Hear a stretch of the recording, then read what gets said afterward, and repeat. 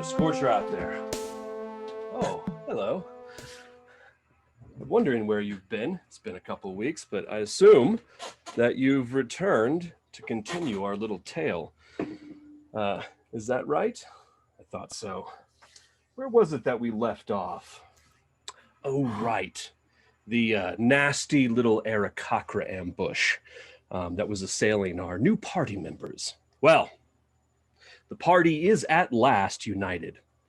Desiderata Bard and secretly a half-elf, Ma'akari, Thrycreen Psionicist, Char of Kled, Dwarf Crimson Exarch of the Sun, Geza Akos, Aarakocran Celestial Exarch of the Sky, and Craucus, half-giant barbarian. Some of you are questing for a higher purpose. Some of you have escaped enslavement and merely seek an exodus from this terrible desert. But all of you have found your lives upended and scattered, and like the Athasian sands, cast adrift upon the winds of fortune. So, you find yourself in one of the many canyons that weave their way through the rocky badlands to the northeast of Tyr. You have just undergone a harrowing encounter with the Orkatha, the vulture men of this region, who had been assailing to 3 or actually 4 individuals who turn out to be Geza Akos, Craucus, and Regnus, or as he likes to be called, Chance. Unfortunately, their employer, Ebaan, perished, but not from the fight. Ebaan perished from some wasting disease, some mystery affliction that besieged the settlement of Fort Iron some days ago, where the 3 or 4 of them had actually escaped. And they'd been running from the elves ever since. But Ebaan, no matter what you did, Geza, no matter how much water you desperately produced with your celestial abilities, he could never keep it down. He'd either vomited it up or he'd wasted upon the soil through his horrifying bloody flux. He left a few items behind for the group of you, what little was left of the possessions in his caravan, the goods that he was taking to Tyr to sell in the markets there. 3 statues, 2 of which turned out to house little clay cylinders, turned out to be reading primers. The 3rd he gave to Craucus with the instructions that he should keep it safe and keep it secret and make sure that no one takes it from him. And you sat in for the night after tragically, Ebaan expired. So now the Athasian night is beginning to set in. The temperature is beginning to drop rapidly. And you know that before too long, the night air will turn frigid. You know that fire must be made. You know that you must find a safe place to camp.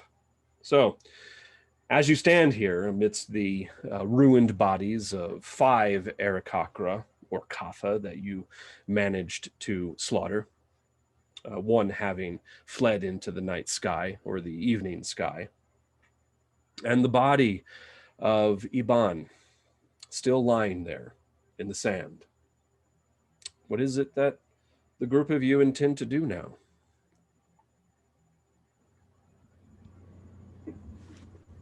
Can I get some of those feathers to study the poison? Yes, you can. So, one thing you have to be quite careful. The feathers that give me a let's see here real quick. So let's open up your character sheet. Take a look.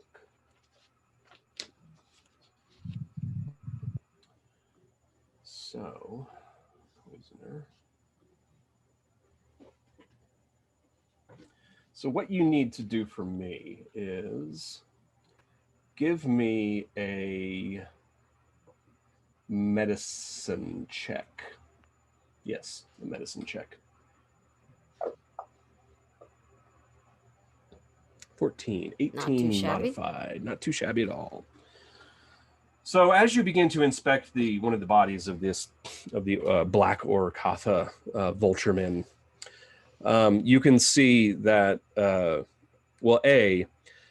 it stinks horribly, and the feathers themselves are greasy and oily, coated in fine sand and dust, thick layers of it. But the most pungent stench comes from the feathers around its ankles, I guess, its talons on its feet. And you can see that the feathers in that area are coated slick with awful bits and pieces of goop and goo. And you surmise that it is these feathers that must carry the deadly poison. Well, I mean, you got to do what you got to do. Yeah. So how would you harvest a feather, or some of the feathers? Well, I'd probably take, if I had any spare bit of cloth, even if it's from the hem of my skirt, and cover my hand with it. I'd stick my foot on the foot of the Aarakocra, and then with my covered hand try to wrench out some of the feathers. Okay. Give me a...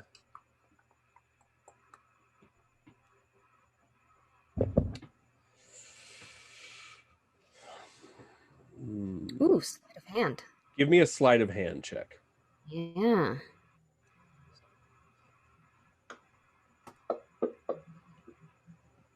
Not too shabby again. Yes, you are able to pluck several feathers without saturating the cloth too much before you can get them free. After you're able to harvest 4 feathers before the cloth begins to get too saturated, and you risk actually touching the gooey resin.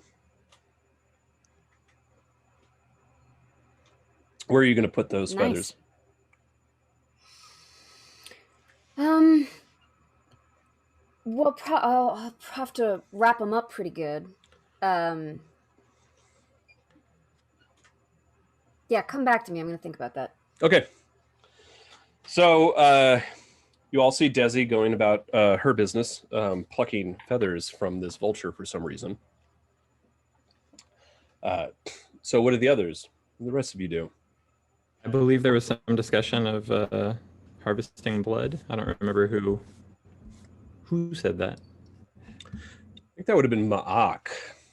I think probably that's what you would see Ma'ak doing right now, is whichever one he killed himself. I can't remember if I dropped 1 or 2, but I definitely at least slew one of them. So that's probably the one that you see Ma'ak is very, very happily just sort of devouring, slightly eating it, slightly draining its fluids as I slurp it up with my mandibles.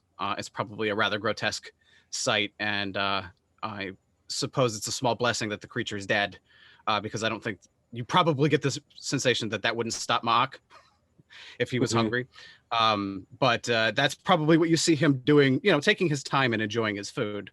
But I think he would be very careful, being this isn't, our first time fighting these things, to avoid, poison's feathers and the talons in particular. He'd probably be chowing down on the neck. And give me a quick insight check on that first. I have a question. Wouldn't potentially an insectoid humanoid creature be immune to the poisons of a mammal, a bird creature? I don't know if biology works the same way here, but since no, bugs are carrying. Well, first of all, disregard everything that you know about real world science in D&D, because atoms and germs don't actually exist. There is no void in space. You know, none of that stuff exists. So you kind of have to work within the structure of the crazy D&D universe and what it means. So I'm sorry, in terms of, I mean, unless otherwise stated, a poison will affect everyone the same. Okay, Some sure. creatures are immune to poisons, but Thri-kreen, I don't believe, ever get an immunity. And No, the poison is only on the feathers, right? Well, yeah, I mean, theoretically, and that information is only understood by Desi at this point. That specific, you know, exactly where the poison might actually be found on the bird. So, would Geza not know that experientially? now for Geza, yeah, sorry, Geza would also know this. You would know exactly. You've lived within the area or the aviary long enough and been subjected to the poison, the awful poison of the Orcatha, enough times to know exactly how it works. And it is a contact poison. So all it needs to do is touch your skin and it will get absorbed. And it's really painful and awful, and it can lay you up for a very long time and sometimes is fatal. I think that Geza's feathers might actually act as something that can I could wrap this up in and would prevent seepage. Not to Geza, my I'm knowledge. checking you out. What? Yeah. I don't think so. You could probably get away with like if you have any leather on you, that should be enough. I do. I do have leather. Yeah, I can always make you something too if you need it. So sorry, Aaron, you wanted me to roll, was it insight? Yeah, an insight. Or is that to keep me from poisoning myself? Is that what I'm rolling? Yes. So All that right, you know where to eat and where not well, then to hopefully Geza and or Desi see me if I'm about to chow down on a piece of bird I probably shouldn't bite. If I yell out to him, stay away from the ankles, will he get a bonus? Yeah, I rolled a nat 20, so maybe that's what we'll say, is that I was about to chew down on the ankle and then you see me like move on, you know, from that part, and you get just a little... You smell it. You smell the disease. Okay, well then the I would ankles. definitely not bite. Sure, then I would definitely not bite down there. I think I yelled that out at some point, but I don't remember if it was loud enough for everybody in the previous. So thing. it really, like when you go down there, there is a certain kinkish smell that comes from the area around the ankles, around the talons of the Orcatha, and that's enough. That alone is enough to tell you this is bad. So because kank meat has this awful sour smell to it, like body odor intensified, you know, several fold. So, You've been to comic conventions. We know what you mean. Yep. You're like, that's con crud right there. I'm like, wow, that's sense memory I didn't miss at all. And I suspect this is the first Orcatha that we've encountered in this journey, right? Yeah. Okay. Is it worth butchering this to get meat and like make jerky for our trip? Or Yeah, is it, possible. So, You could is it certainly too do it. risky? That's what I was gonna say. Okay. So I will turn to Craucus and Craucus. These Orcatha were wasted in life, but we shall not let them go to waste in death. Don't touch their feathers. They're filthy with poison, but I will show you how to get the blood out safely, and then you can drink to your heart's content, thirsty boy. You want me to drink bird blood? You will drink the bird blood, and you will like it. Okay. Crocus agrees. And to everyone else, there are parts of this bird that we can use, and we shouldn't let them go to waste. And then I will go about getting blood out and getting whatever meat we can get out of it. Okay, so FYI, you all find yourself right down here in this canyon right here, this little spur off of this main route that heads through. This is where you heard the commotion, and that is where you went to the aid of Geza and Craucus and Chance. So, and Chance does come up and he's like, hey guys, maybe if we're going to do some butchering, we might want to do it where we're going to camp for the night. We're losing light fast, and I'm not sure if we want to stay here where we fought these things.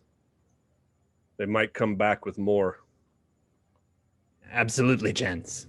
Let's go. Where do you suggest? My guess is as good as yours. You know what my goal is. I'm looking for the free, but I doubt we're going to find them here.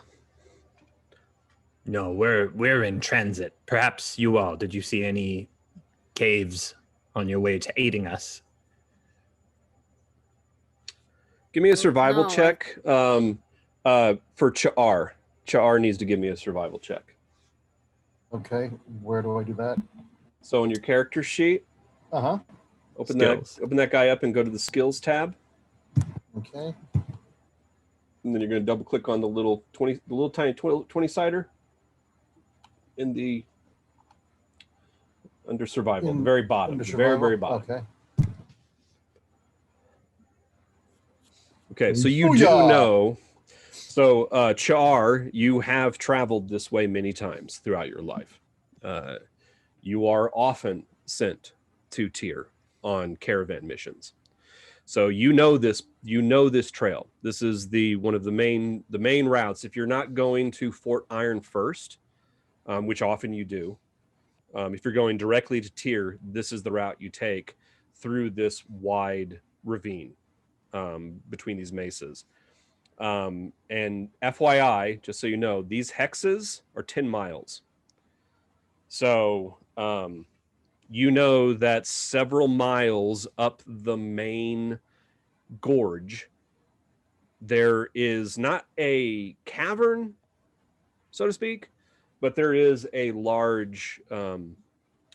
very large natural kind of amphitheater space where the rock itself is almost like scooped out in a giant semicircle, and it gives good shelter. And it's on the north side of the ravine, of the canyon or whatever.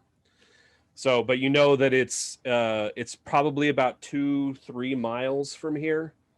So if you want to get there while there's still light, you probably need to get heading out fairly soon. You maybe have another 15 minutes or so before you really need to get moving, to make sure that you have plenty of time to set up a adequate camp, because that's the other thing too, is that is a common stop on the route. Not because there's no oasis or anything there, but it is good shelter, so other caravans will often use it. Bandits use it, raiders use it, even the elves of the Juradai, and the water. There's another tribe of elves in the region called the Water Seekers. Hold on just a second. No, Water Seekers are actually from the Dragon Bowl, I think. Maybe they come this far. I'm not sure. Well, they're not from the water. They're from the northwest area of the of this particular area. They supposedly have a secret, like, kind of homeland in the foothills of the Ringing Mountains, but Okay. I mean, I just remember sometimes they forage this far south, and they certainly are often found in the Dragon Bowl. So they have a very wide territory that they move around through. That's cool. You said that they were the ones that I recognized from my youth. Yeah, when no, we were and trying you to do, and dress Disney up. that's Yeah. and they definitely are moving around the Dragon Bowl area too. Elves are wanderers. They never kind of stay put for too long, which kind of puts the Juradai in sort of a unique category. The fact that they actually have a like a settlement that they live in, because that's Right. not Well, very them common. and Silver Spring, right, is the other sort Yeah, of so the version Silver of that, Hands, right? the Silver Hands are another Mm. elf tribe that they're unique in the sense that they have a permanent settlement that they live in. But it's real quick, where the hell is it? The Water Hunters, sorry, the Water Hunter tribe. So so you know that, like, if there's anyone in the region that travels this route, they're probably going to be making for that place, that amphitheater. Question. I assume Erdlu are not immune to poison? No. Would it be a good idea to drag these poison-laden bodies behind us by rope? Otherwise, we can't take them. So butchery would have to happen. Can here. we butcher them really quickly? Butcher them into pieces and then carry the pieces before we prepare them? Or can I propose something? Yeah. What about we use one of our fire spells to burn the feathers off of them and seal the skin, and then take the bodies to the base camp, and then we can butcher them there. So That sounds like a great idea. Burn these birds.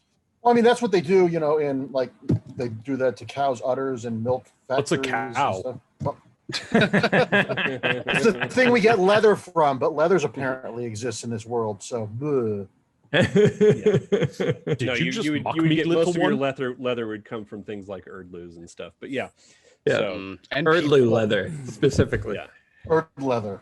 Yeah, there's a bunch of kind of cattle animals that you would get leather from. Okay. Second question. Forgive my memory. Did we talk about last rites in the previous game for Ebaan? No, we haven't addressed what you want to do with the body of Ebaan. I'm not sure what I would think is appropriate, but I want to do him right, which I assume means that I'm not going anywhere yet. Well, being a preserver,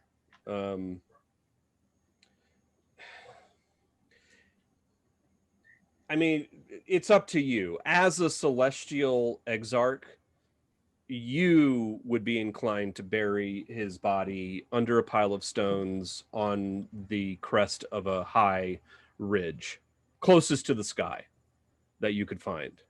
That would be your inclination. Ebaan is not a person who ever talked about death. He was always very skittish about the idea of death, did not like to confront the topic. And so you have no idea what his wishes might be. Cremation, I think, might be a fairly common. Cremation would be a fairly common form of last rites in Athos, especially because of the idea of you can take those ashes and scatter them across the wind. Okay, so that's another thing that would be common for Crimson Exarchs and Celestial Exarchs too. Would be okay with that idea. I think I saw Char do fire stuff, right? You threw some fire at somebody last game? Yeah. Okay. Sir, you are a fire exarch, are you not? Yes, I am. Would you help me to consecrate the body of this great man with your flames? I would like to take his ashes on our travels and leave them on a high peak. Absolutely. My question is, you had mentioned, Aaron, that we, as both Gez as an exarch as well, that if we can heighten each other's abilities if we're in contact with each other. Well, you can do a thing called combination casting.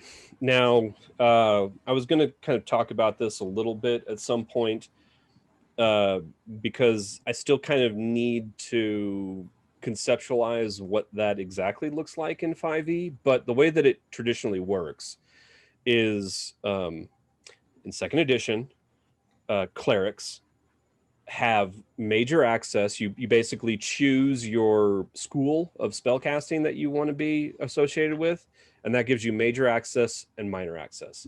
Major access gives you access to all of the spells within that school, and then minor access would give you only access to up to third level. That doesn't really exist in 5e.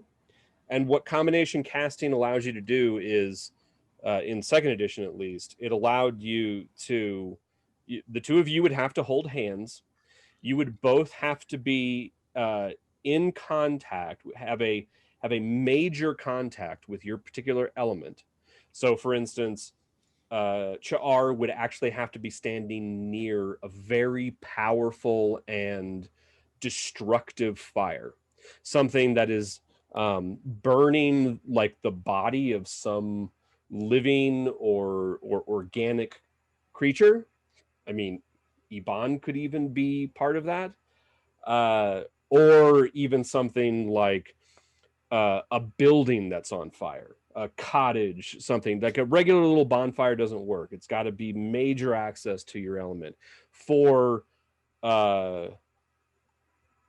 Geza, you would have to be in contact with like a powerful wind, a very powerful gale force wind.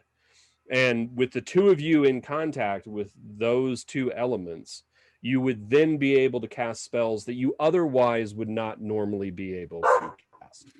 And you would cast them at a couple levels higher than what you currently are. So probably what it's going to mean for 5e, the way that I'm going to work that combination casting, is that the two of you would be able to ritual cast just about any spell.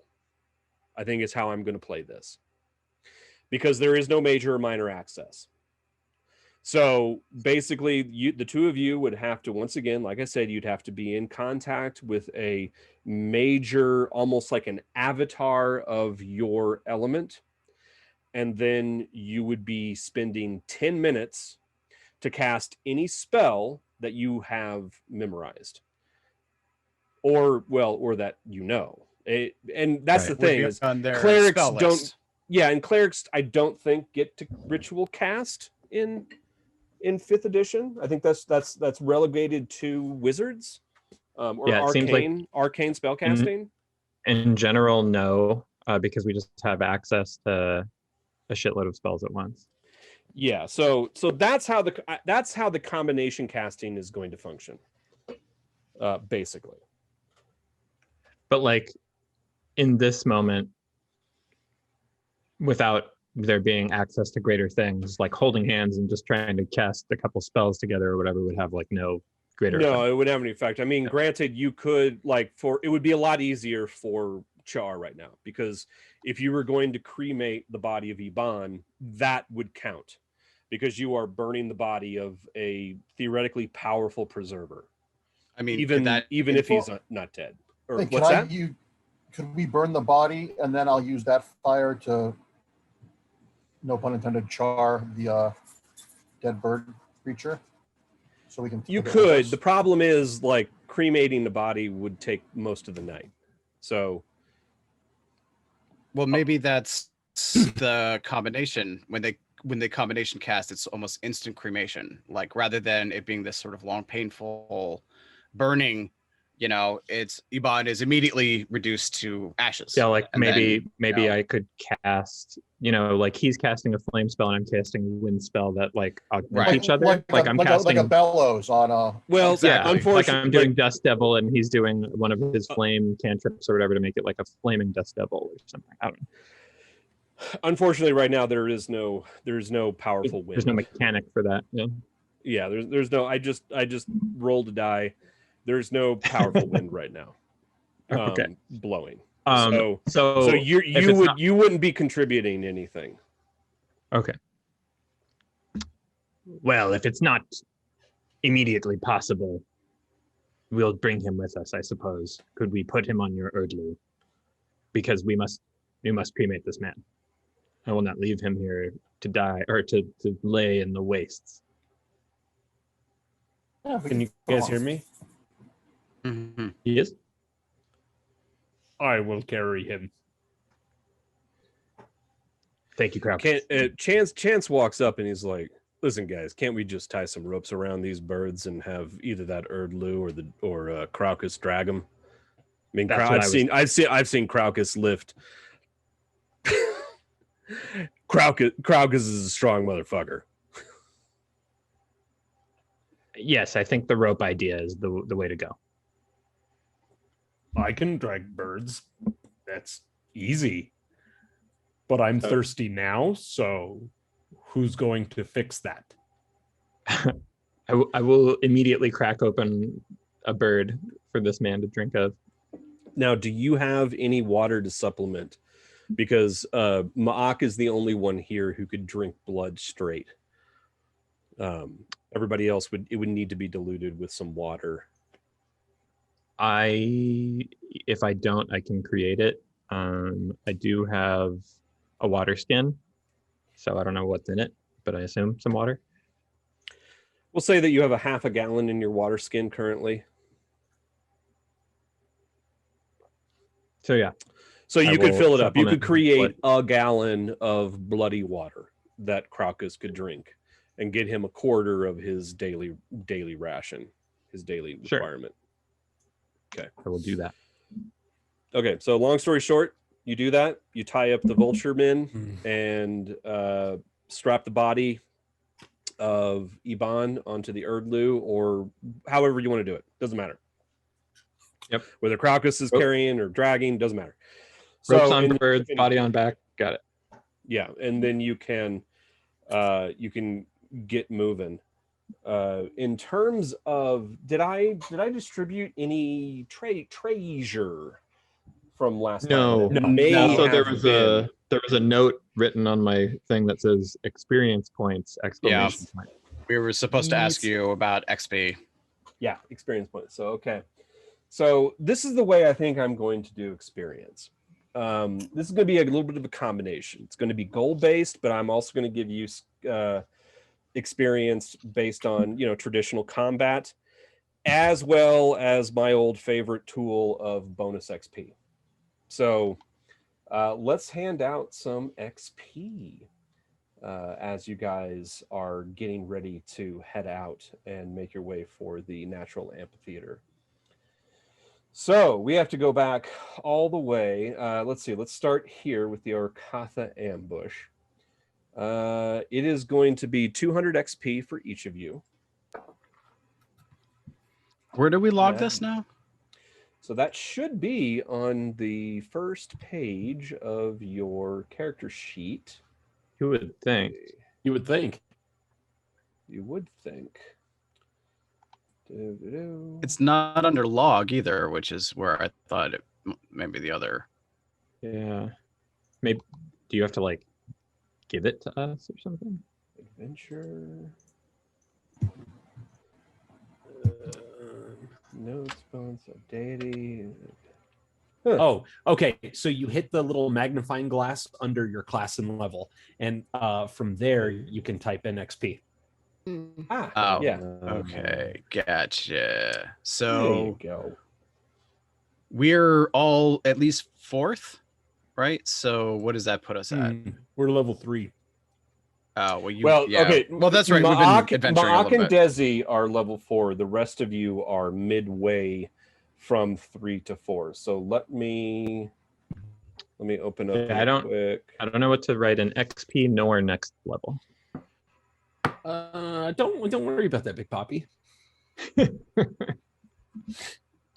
Don't say that again. I'm sorry, large dad. Large dad is way preferred. Okay, so right now, Ma'ak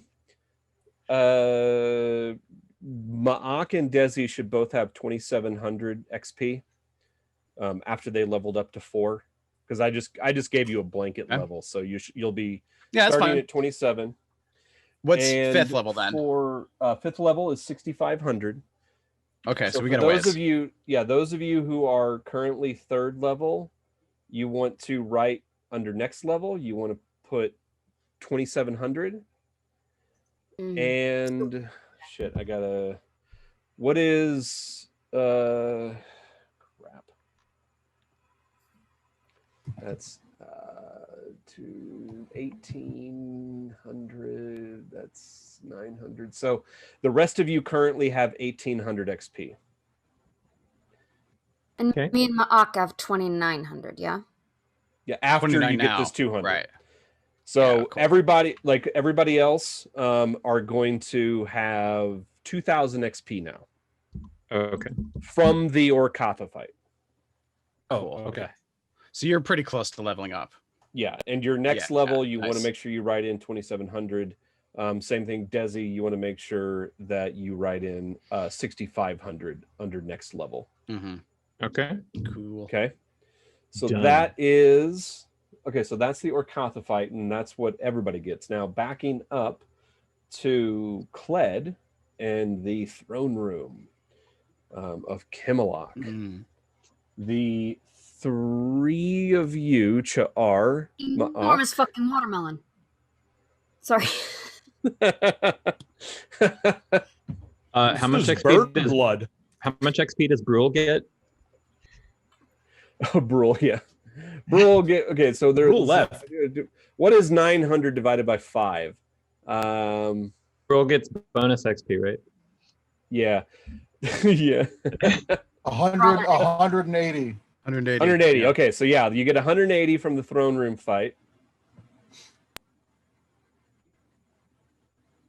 and then I'm going to give everybody else just a blanket 100 story XP. That puts us at 3180, yeah, Ma'ak? That's what I had to do. Yep. I assume this includes Craucus and myself. No, the story XP is for everybody. Oh, okay. Where does story XP go? Because Just Just add. think I mean, that's just a different. Yeah, it's type all of, together. It's all. It all gets lumped together. So just so under XP, what should I have? so it should be that's 180 and then 200. That's 380, 480. So 480 plus 1800? whatever your base XP was, which would have been 1800. So Char should be the same as Desi and Ma'ak, right? Or yeah. The 2280. Well, Char should probably- be Char's going to have a little bit more because he was Okay. like his character was involved in the throne room fight, and so he's going to have 180 more than Geza and Craucus. so 2280, yeah. Okay, and so then I'm not going to give out any bonus XP for right now. We'll start tallying this as we go along, but just note this is how I handle bonus XP. So it each level, it depends on what your level is, what your bonus XP is right now. But I give bonus XP out for storytelling, for role playing. So either your character, like anytime your character comes up with like a particularly good idea, something that's like a really great, just like a really great story beat or whatever. Great problem solving. You came up with a novel solution for a problem. Or if you act in a way that is in line with your character, either your character's ideals, bonds, or flaws, and especially in a way that is detrimental to the meta aspect of the game. So if you were to avoid doing the expedient easy thing that if you were playing a video game would be a no-brainer, like, yeah, of course I'm going to do this. I'm just going to kill the merchant and take what I want. But instead you act in a way that is a actual hindrance to yourself in terms of the game, but upholds the ideals, bonds, or flaws of your character, then I give bonus XP too. So, like, for instance, let's say somebody had a gambling addiction and you saw some people throwing dice in a corner, and that that the odds are stacked against you, that if you get involved in this game, they're probably going to take advantage of you. You see it, but you decide to do it anyway. And then you lose everything. Boom, I would give you bonus XP because that's what your character would do. So, and it's up to you to keep track. Okay, so right now, and I'll let you know, every time you level up, it basically the amount of bonus XP will change based on your level.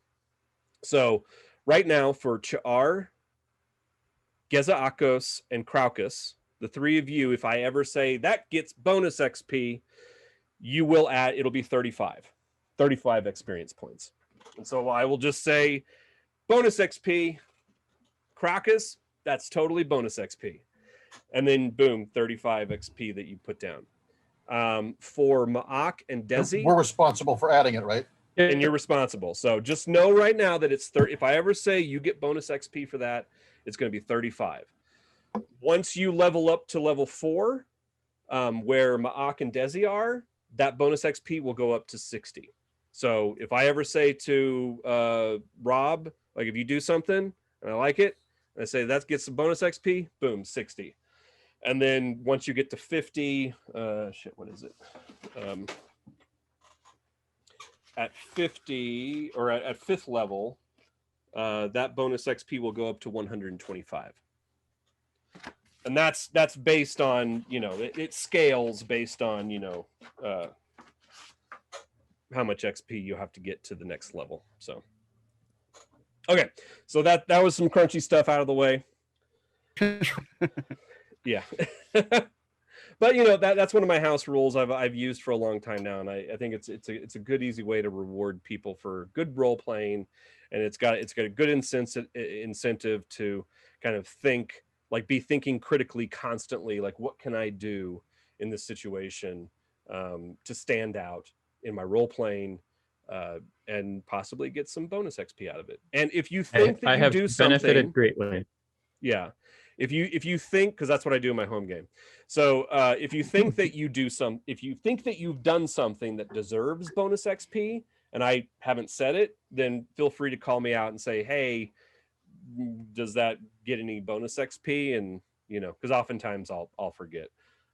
So there's a lot of shit, a lot of plates I'm spinning all at once. So anyway, okay. So you guys can get back on the road as dusk begins to deepen, and make your way down the primary canyon that leads through these rocky badlands. And after probably about a half an hour, it takes you to find the amphitheater. And luckily, the amphitheater is currently vacant. You can definitely see, obviously, people camp here a lot. There are a lot of fire circles set up. There are a lot of remnants of old campsites, castaways. There's lots of bones around from meals that have been had here. So you guys can start setting up. Chance immediately kind of takes the opportunity to start getting himself comfortable and finds a spot like kind of as far up in the back of the amphitheater in the most sheltered area possible, and starts kind of kicking aside all of the debris and detritus left over from past camps. I dump the birds. Should we be concerned with future camps as well? Perimeters, or is this a community thing, Char? I don't know. So Char, you would know, like, it just depends. It depends on who comes through. It's always a good idea anytime you set up a camp, no matter where you are in your caravan, to do watches, perimeters, everything you can to protect yourself, because out here in the waste, all bets are off in terms of what you might expect from strangers. Would it Go be? first watch. Do we want to like start a fire with the detritus from the other campgrounds, and so we have some heat and some light, or would that call too much attention to us? No, I want to fire now. There will be fire for consecration at the very least, but also And probably to cook chickens. some of this bird meat. The amphitheater is sheltered enough that and you can see from where the old past fires are set up that they tend to be up towards the back of the amphitheater, so that if you're actually looking down the canyon from a distance, you'd never see it until you got right up near the amphitheater. Well, I think we should start a big fire because then we can use it if it's up at the top of this amphitheater. Then I can use, if we need to use defense, if it's a big enough fire, I can use that to shoot, to use fire spells if anything's coming up at us. Certainly. So it can serve multiple purposes. Hmm. Well, let's get it going then. So should we build a pyre for? Yes, we'll build a first- pyre for Ebaan. His name was Ebaan. If you need assistance with that, let me know, Char. And also I can show anyone who would like to harvest the usable parts from these Orkatha. I can help with that as well. I can gather all the wood and stuff since I know this area. I'll gather stuff from the old campsites to build the pyre. If you want to help dissect or feed the people from the bird bodies, the blood, Thank you, whatever. We'll save Yeah. some for you, of course. The typical fuel for caravans would be different types of dung. So Mechalot dung, Erdlu dung, Inex dung, even Kank dung are all make suitable fuel. And you can give me survival checks for anybody who wants to gather. All right. Well, I think Ma'ak, because the Thrycreen people do not typically make fire. We don't camp around fires or anything like that. He may have gotten a little used to it, having traveled with Cha'ar and Desi. Desi longer, obviously. But he's looking to her for cues. Does it look like she's planning to settle into camp with these new strangers, or are we going to be moving on? Is maybe actually what you hear telepathically. Do you intend for us to stay with these others, or do you want us to move on once they have said their last rites? Did Geza actually produce water? I know we talked about it. Did he produce it or did he just have it? I just had it so far. But so I don't know that you can produce it. No. I don't think you've seen me use my Exarch abilities. So maybe not. It's it would be an intuition thing because I spoke with the Fire Exarch knowingly about elemental magic. And I can produce water as well. Yes. I think we need to see a little bit more before we make a decision. All I know is that half giants need a lot of care. So like enormous toddlers. This is What did you not call me? encouraging. I'm Oh, talking no, this is- telepathically. I think we're Telepathic. telepathically communicating right now. Oh, So okay. it just so basically right now, if anyone looks at Ma'ak, it looks like he's just busy gathering like wood or whatever, the equivalent of stuff he thinks will burn. Which may include some things that probably won't. He may not be sure, but he's gathering piles of stuff and presenting it to Cha'ar for inspection. Like, is this good enough for your pyre? In the meantime, this conversation is happening telepathically. I just look like I'm really judging you all. How is that Because different? my other thought is that to have a creature that can fly would be incredible bonus. But we have to watch. We need to more information. And I'll be honest, I'm really hungry. I'll eat a bird. While they're doing that, I'm going to be gathering everything I can, and I'm going to roll my nature check. Natural 20. Oh, there you go. Shit. Now, question.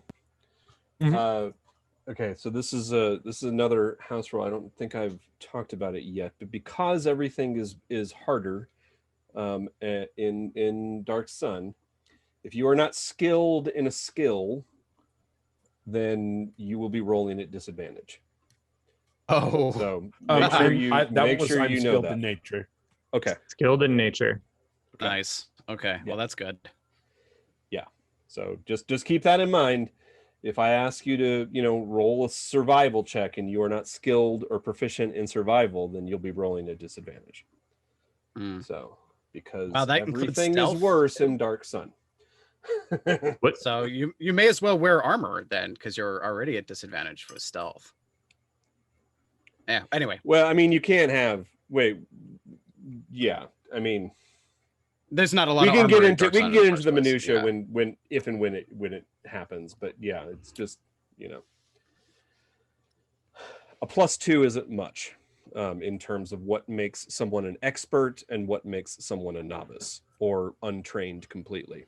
So, anyway, okay. So that was a nat 20. Yeah, you are Nice. easily able to wander around and gather up enough dried dung easily from this area. It seems as though, because of the fact that this is a common campsite, that it's also a common stomping grounds for creatures, animals from the wild who will come here and forage off of anything that's been left behind. So dung is actually quite easy to find if you know where to look, and you know where to look. So so you can get a fire going. It doesn't smell too great, but then again, nothing in Athos smells too great. So Gar, will you light this up? Yes. Do I have to roll to see if I can do that, or is that just no. Yeah, you are a complete expert at starting fires, either normally or through magic means. Fire is your best friend. You are the fire starter. Thank you.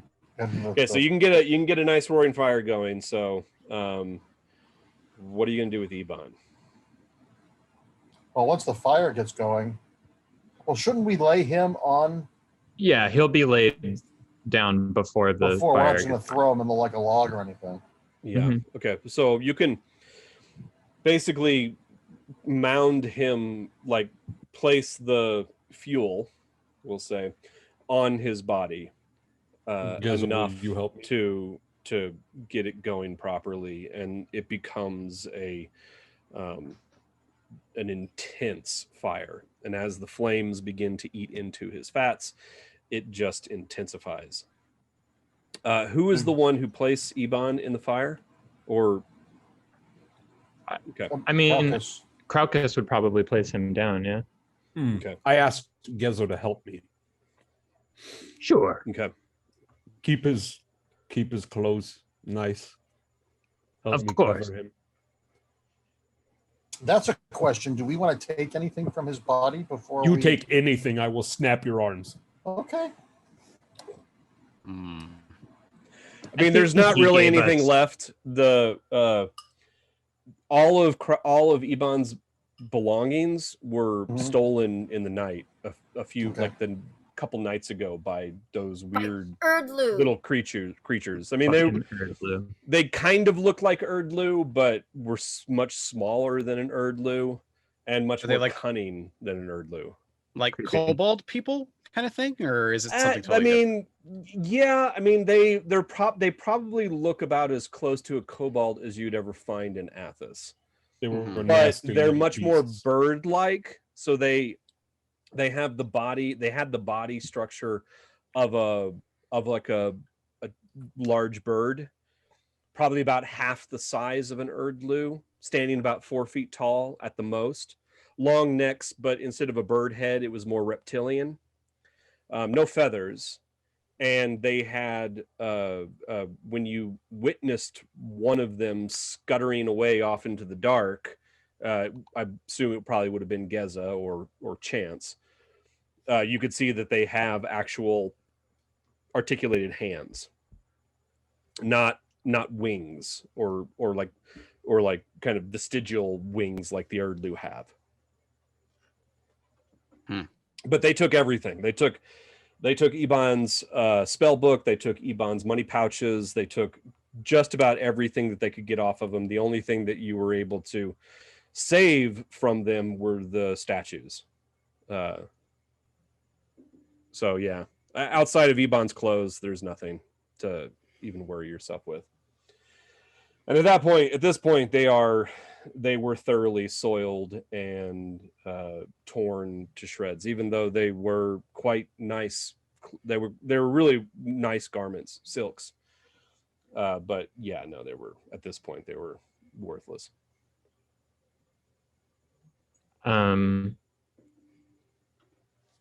As I lay him down, Gezos, I whisper, will you say something nice? Yes.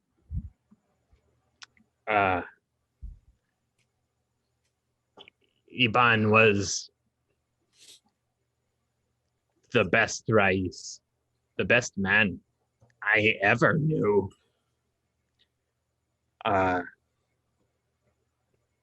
It was luck that brought us together, but it was he that kept us together. He was generous, and he thought well about the world. In his vision, we would all be free, and through his work, maybe we shall. We will spread this work, and we will spread this way of thought so that it will not be hidden in the shadows. We are not done. He is not done. His work lives on through us as we still have a few more statues to deliver. And Farah will keep his legacy going, and so shall we on our own way.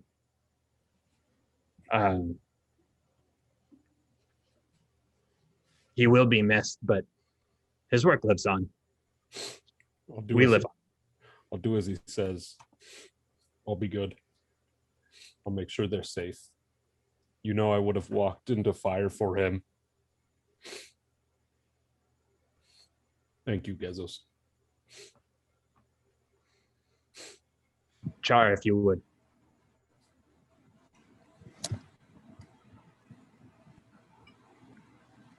What do I have? Do I have to roll or anything? Can I just start the fire? Yeah, you start the fire. Okay. I mean, you carry what you need. You have flint and tinder and things like that you can easily start a fire with, without having to expend any of your spells. So, or any of your innate abilities, and the fire erupts, goes up.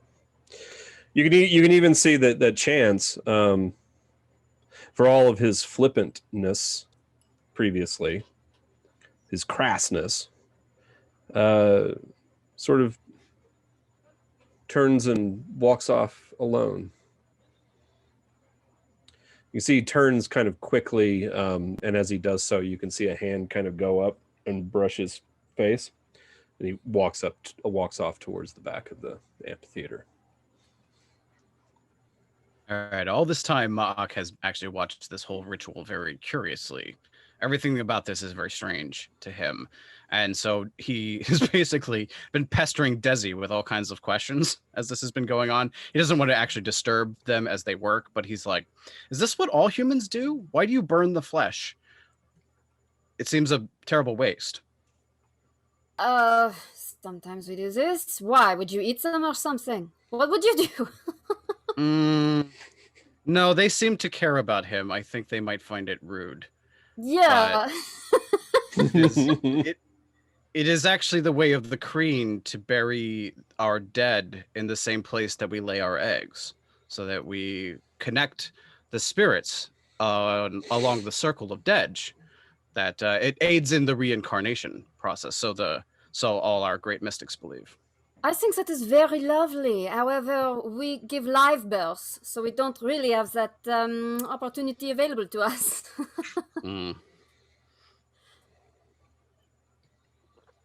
Oh, well, we can imagine this kind of going on, but for the most part, it's not actually important what he asks her. It's just clear that, that he comes from a very alien people that have a very different view of death.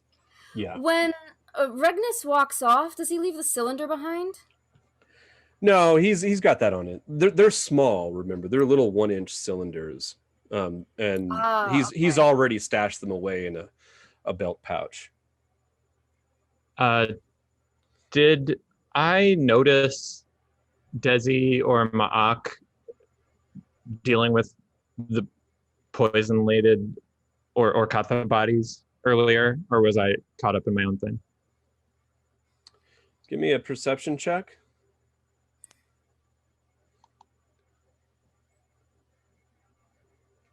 So this would be at disadvantage, so I'm just going to roll it twice.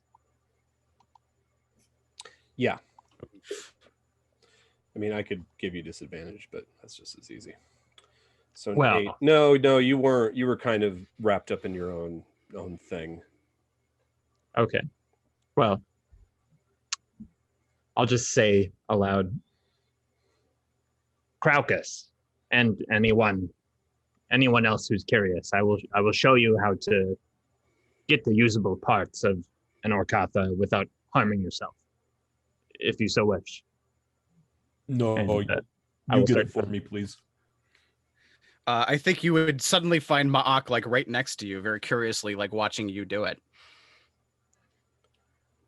And yeah, the harvest begins, and I will instruct Okay. the best methods that I've devised or were taught to me by elders. I'm so fascinated by what he is doing, and I'm also fascinated by talking bird.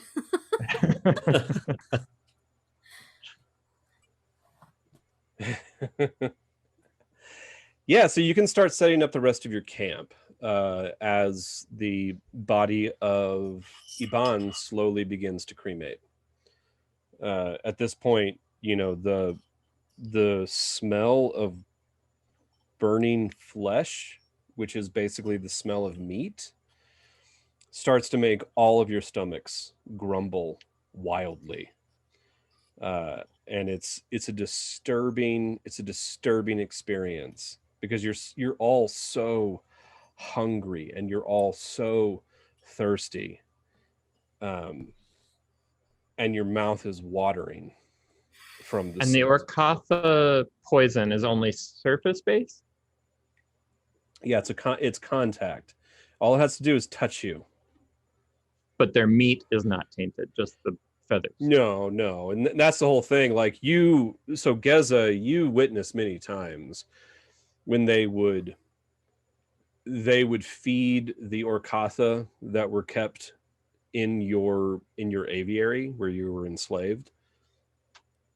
They would throw like dead pigs don't exist, but they would throw like dead Bosrogs and dead Erdlu in, and they'd already be rotten several days because the Orcatha like their meat very ripe. And one of the things that they would do is they would eviscerate the bodies, and then they would sort of wallow in the dead flesh, like with their feet. They'd stomp in it and drag their feathers through it, getting that blood and ichor and offal just coated around their feet, around their talons, and just let it fester there. And that's what created the poison, was whatever awful rot set in on the surface of their oily, greasy feathers. And then, it was all they'd have to do is rub it against you. They'd claw you with their, as a way of asserting their dominance. They'd claw you, open up wounds, and then rub their feathers against the open, bloody sores, and that would seep in, and that would cause the disease to set in.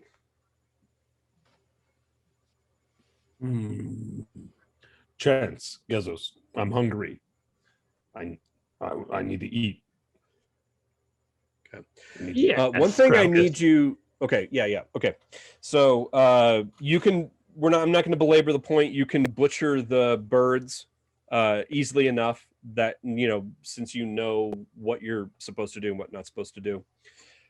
And the best meat on an Orcatha is the wing and the upper thighs. So those are the parts that you cut away. The body itself is very sinewy. So yeah, the meat comes from the wings and the thighs. and I assume you probably dragged away a couple of these birds. How many were you trying to drag away? I would have think we were taken going to drag them all. That was my So intent. five, There was no all reason- 5 of them. Oh yeah, I left a huge swath in the desert as Okay. I drugged these guys. Yeah, and that would have been fine. So you and who's doing the butchering? I am instructing the butchering, but I assume that my pupils are doing their own. I Okay, so imagine Ma'ak could pick it up pretty quickly once he knows Yeah. where to cut and where not to. So Yeah. probably by the 3rd bird, it's like hold a hat. He's just Mhm. Butchering it and cracking the wings and basically breaking down a chicken. You ever seen a pro do that? You see Ma'ak Yeah. do that with his docile chachkachas, just ripping along its spine and crack, snap, and then laying out a nice broken down bird in front of Crocus to probably either cook it over the fire or snatch it up raw. I don't know what he would do. Ma'ak eats them raw. He don't eat cooked meat. Yeah, Geza takes a bite of the raw meat and he says, I assume you will all need to cook this, but that's not how we eat. Chance, would you cook my birds?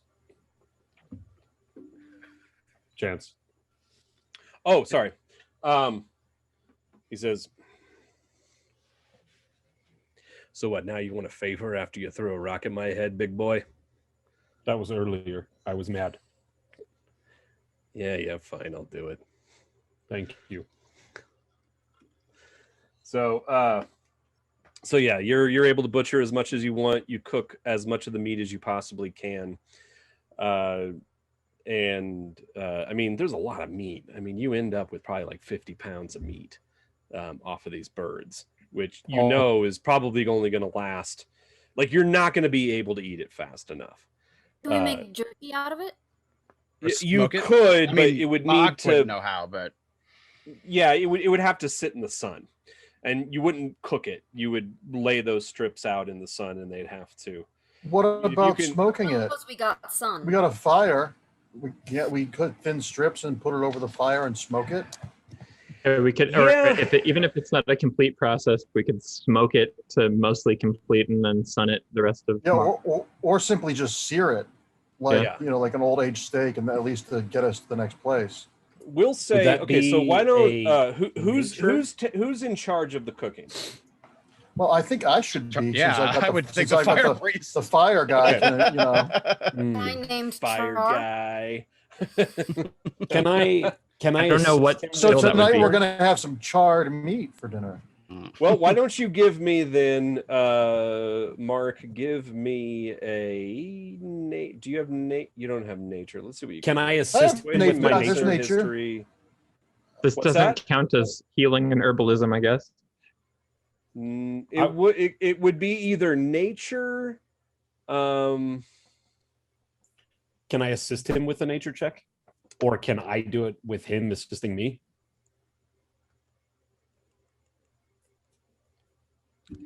Yeah, see, like Char doesn't really have any skills that would allow you to be like a good cook.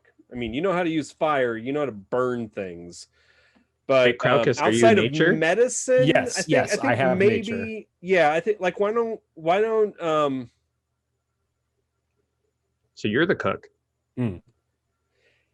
yeah, if you Get out of the have way, nature, Chance, I can I do would it. say Crocus, you should probably be the one doing that nature check to cook this food.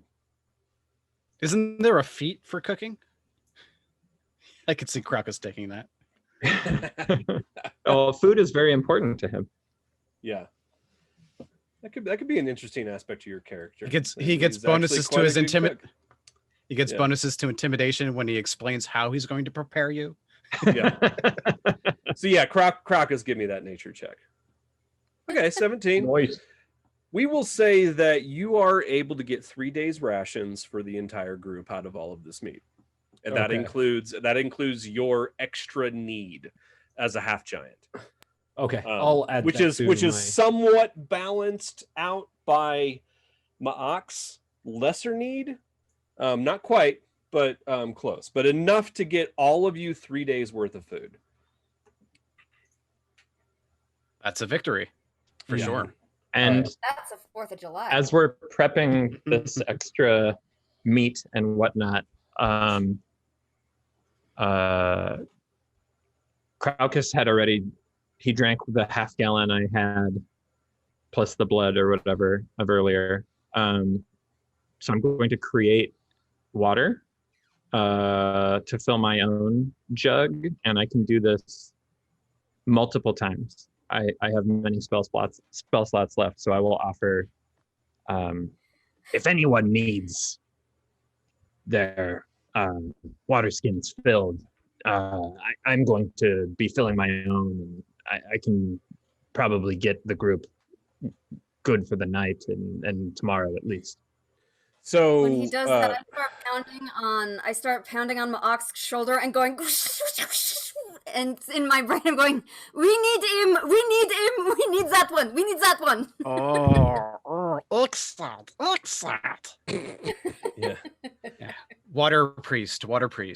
Okay, Right. so I'm sorry. Like I was looking for my notebook so I could take a note down. So I missed the first part of your plan there, Joe. I'm just going to expend the rest of my spell slots creating water for myself and the party. So how many of those do you have left? I have 2 first level casts, and it's a first level spell, and then I have 2 second level casts, which I assume would produce more water. Yeah, it would empower it. Okay, so those 2 first level would create 3 gallons of water. And the second level slots would create 6 gallons of water. So 9 gallons total is what you've made. 4 of which, as soon as you make them, you know what's going to happen. Craucus. Give me the water now. Craucus rushes over and grabs up what he can. Now, granted, here's the thing. Where are you putting this water in? Like, what do you have that can actually store 9 gallons of water? Can it not be cast directly into the skins, or would it have to be put into like a basin? But your skins are 1 gallon. So you Except for have mine, right? Mine's your skin would be a 2 gallon skin. You might have the second 2. level cast is 2 gallons, right? Yeah, the second level cast for each spell is going to get you 3 gallons. Oh, okay. So we'll have to have a catch underneath your skin. Yeah. So we'll have to set up the basin under your skin so that I can do a second level cast into your skin and then catch another gallon. Okay, wait. Okay, give me water. Wait, hold on just a second. We got to back up because I've got to like actually think about how empowering create water is going to function in Athos. And okay, hold on. Let's back this up. This is how it's going to function.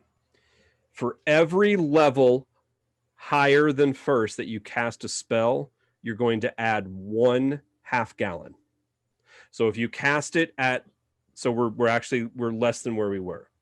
So at first level, you can cast and get a half a gallon per level of the caster. So for you, that's 1.5 gallons cast at first level. So those 2 castings get you 3 gallons of water.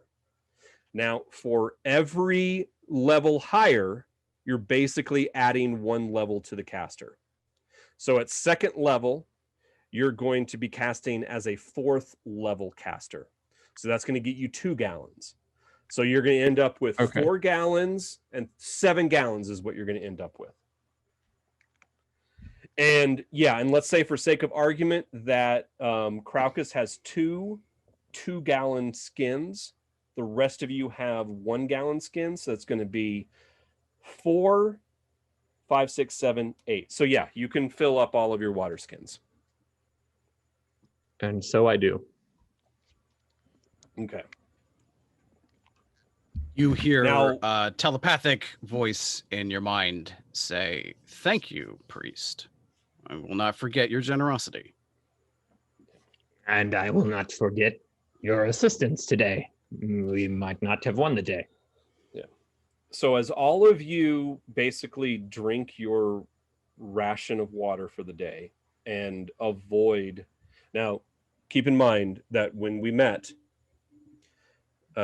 Geza and Kraukus were both suffering from one level of exhaustion. So you now have gotten the requisite water for the day. By morning, you should lose your level of exhaustion. And the rest of you who were on the verge, except for Ma'ak, of course, but Char and Desi and Chance. Chance will also get his exhaustion resolved by morning.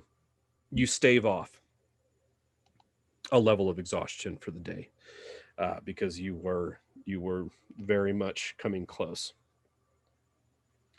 So why don't we do a bio break since we're halfway in? Well, we're not halfway because we started late, but it's 6:30. So let's have a bio break, and when we return, we will have some campfire talk. Sounds good. Excellent.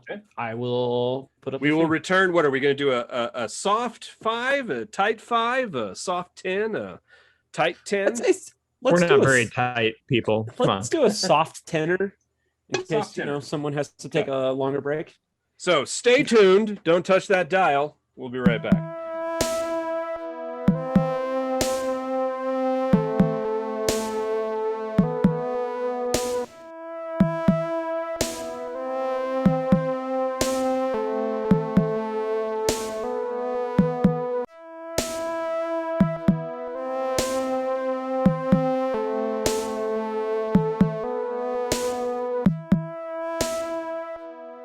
Oh man. Okay, so campfire's going now. I imagine that probably, and if nobody else would think of this, Chance is probably the one who comes and says, hey guys, can we start another fire? I don't feel like sitting around, the old funeral pyre telling stories tonight. All due respect, but we probably, and because of all due respect, we probably shouldn't sit around and toast our Orkatha in the old funeral pyre. Yeah, that would be bad form. So we can start another fire. Okay, so you start another fire, and meanwhile the cremation continues, and I imagine Geza and Kraukus are probably the ones who kind of maintain and kind of linger around the funeral pyre longest, and the rest of you can sort of retire and begin to eat your victuals around the fire. So now that we're sitting around the cozy campfire, is there anything that anybody wants to talk about? Any talks anybody wants to have? This is a good moment to start to get to know each other a little bit better. Oh, sorry. I was just going to say, before Kraukus and I joined the group, is there do I feel like Kraukus would be ashamed to talk in front of a group, or that he would not? What do you think? No, I would not be ashamed. I'm used to talking in front of crowds. It doesn't bother me. Okay. I also don't get a sense if I've been a fool of myself. I have no concept of that. Okay. So what I will say then is, Kraukus, why didn't you want to speak on behalf of Ebaan? You asked me to speak, and I'm happy to, but why not you? Sometimes I have a hard time bringing the right words to mind. When I'm upset, it's very hard for me to say how I feel. And you know how I feel. When it comes to Ebaan and what happened, he was the same to you as he was to me. A good man, yes. He was more than that. He was more than that to both of us. And I may I may not always have the right words, but I know that you can say what I can't in those times. When I was in the pit, when I was fighting, words come easy. When I'm sad, they don't. I understand. To be boastful is celebratory, and this is not a time for celebration. It's a good time to remember. At this point, everyone sitting around the fire hears Ma'ak's voice in their mind. He says, sometimes words are not enough. If you wish, you can share with us memories of your Ebaan, and we will know them as you knew them. Yeah, I'll immediately remember when I first met Ebaan and he charged into the aviary that I had known as my only home since hatching.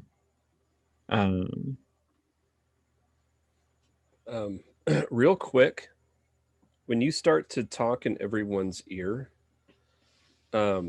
before Geza has an opportunity to respond, Chance smashes his hands over his ears and starts yelling, "Get out! Get out of my head!" All right, Ma'ak withdraws his invitation to... You can see he's shaking. And he can't I'll stop. go He's over like, to him and "Who?" put my hand on his shoulder and say, he will not hurt you. He will not hurt you. Just breathe. You are safe here. Gazos, I say, what's in his head? He says, Voices, who was that? Crowcus. Who was that? Who's... It's That was the big insect. Oh, the bug man. You're scared of that? Insect. We say He- insect. Oh, he's a psionic Chance. It's okay. I'm sorry. Oh, jeez. He gets up and he paces off back towards the back of the amphitheater and kind of disengages from the party for a while. And you can continue to talk to each other inside your head. That's But- fine. It actually extends me to my very limit to keep up communication with this many people in the first place. So actually having one less makes it a little easier for me. Okay. I don't mind. But I will return to the group. Not everyone wishes to share. It is difficult to lie to me when you are sharing memories. Mm-hmm. Well, I appreciate and have no problem. I'm happy to share one of my best memories, actually. It was the moment that I knew true freedom. And it was when Ebaan opened our aviary, opened the gates to our aviary and let us free. I grew up confined with Orkatha bullies, would I think be an easy way to describe. It was an aviary full of not just Orkatha, also people of my Silver Rock heritage. But the Orkatha were greater in number as the Silver Rock are less common in this area. And Ebaan allowed me to truly pursue my interests as an exarch. I could not have completed my training without leaving the aviary and going out into the wilds to have my trials on the mountaintop. But this moment I will share with you. It's when I met him and when he freed me. And then I chose to come back to him. And then as you share your memory, we experience it as if from basically your perspective, your recollections of the event. So it's from your perspective, and it feels very personal to us that, you know, we're basically seeing things, feeling things through your experiences. For Ma'ak, it is very second nature, although I think he may find it a little unsettling dealing with non-Kreen. I imagine the sensations are going to be a little different, as would anything Ma'ak would share with you. But so far, you've not asked him anything, so he's not particularly forthcoming. But I think we're all interested to hear more about how Ebaan met Craucus then. How did you all come to know each other? And maybe you can share that memory. Yes, I can share that. You feel exhilaration as the final splurt of blood from your fallen opponent splatters across your chest and face. You hold 2 sharpened pieces of stone that would take a normal person 2 hands to wield. You wielded 1 in each hand. Before you lay 5 fallen opponents. Their races don't matter. All that matters is the cheer of the crowd. You look up. You feel the swell of the crowd cheering your name. Craucus, Craucus, Craucus. You raise up your blades. You see up in a corner a man. It's Ebaan talking to someone. He's pointing at you. He crosses his arms. Many years later, you are working for Ebaan, and you are standing in his courtyard before you enter into his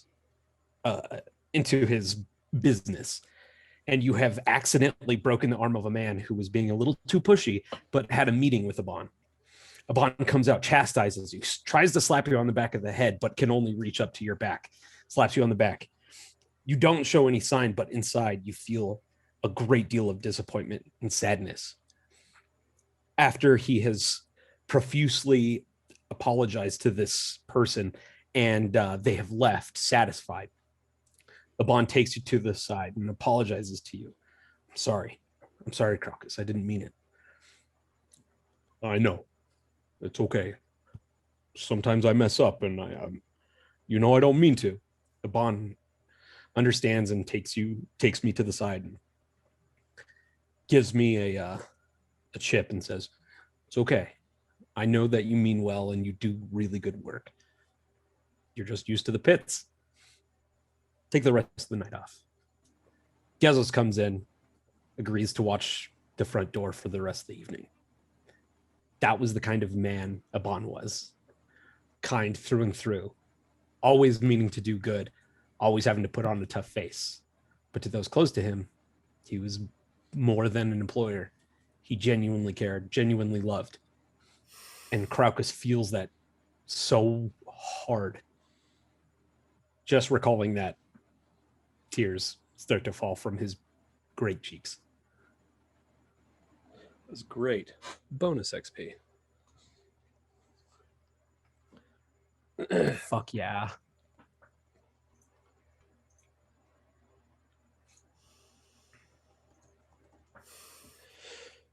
Yeah, okay, so I'm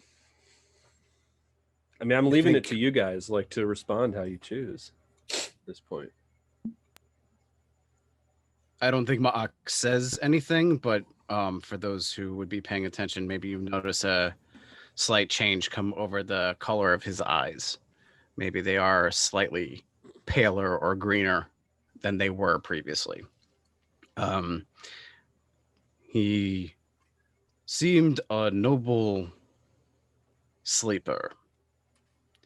May he find his way along the great circle of Dej to his rest, well-earned rest, before Athos needs him again.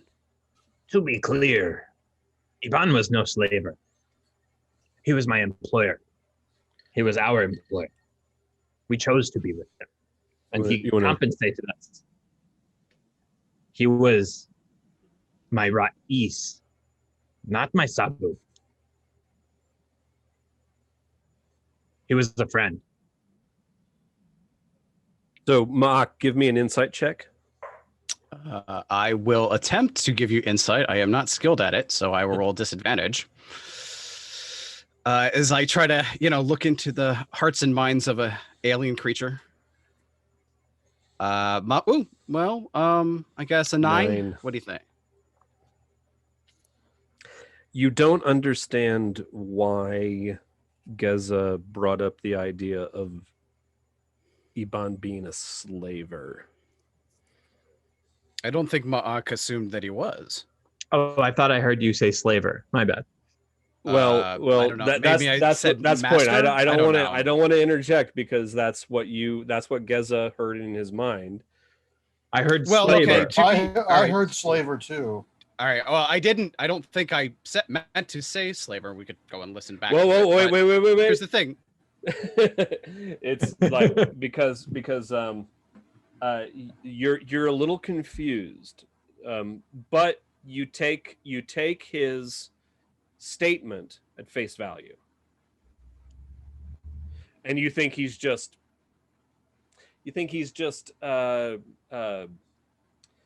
trying to make sure that you clearly understand that Ebaan they were not his slaves.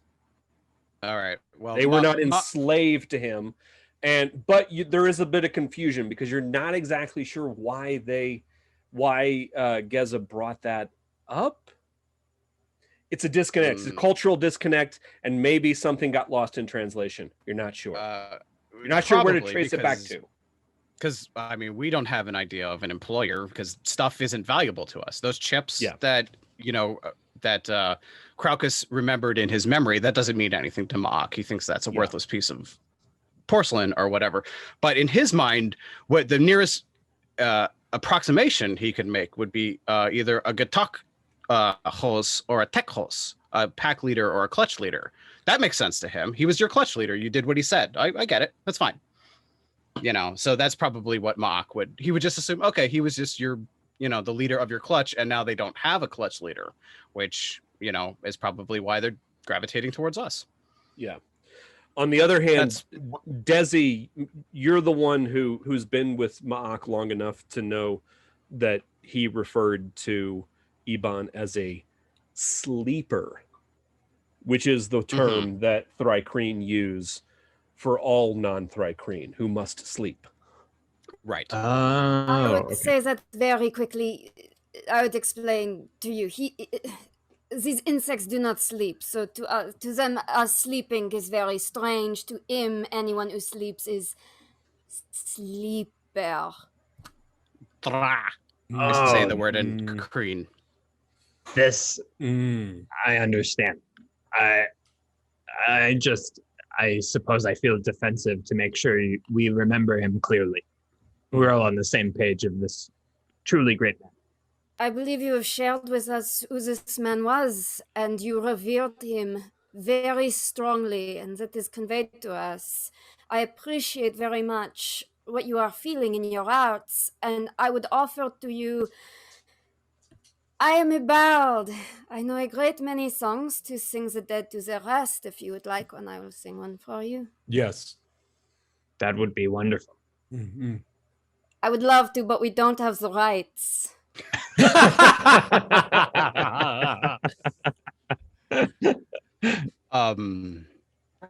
Does Desi know a song she wants to sing? Marcus is really good at freestyling.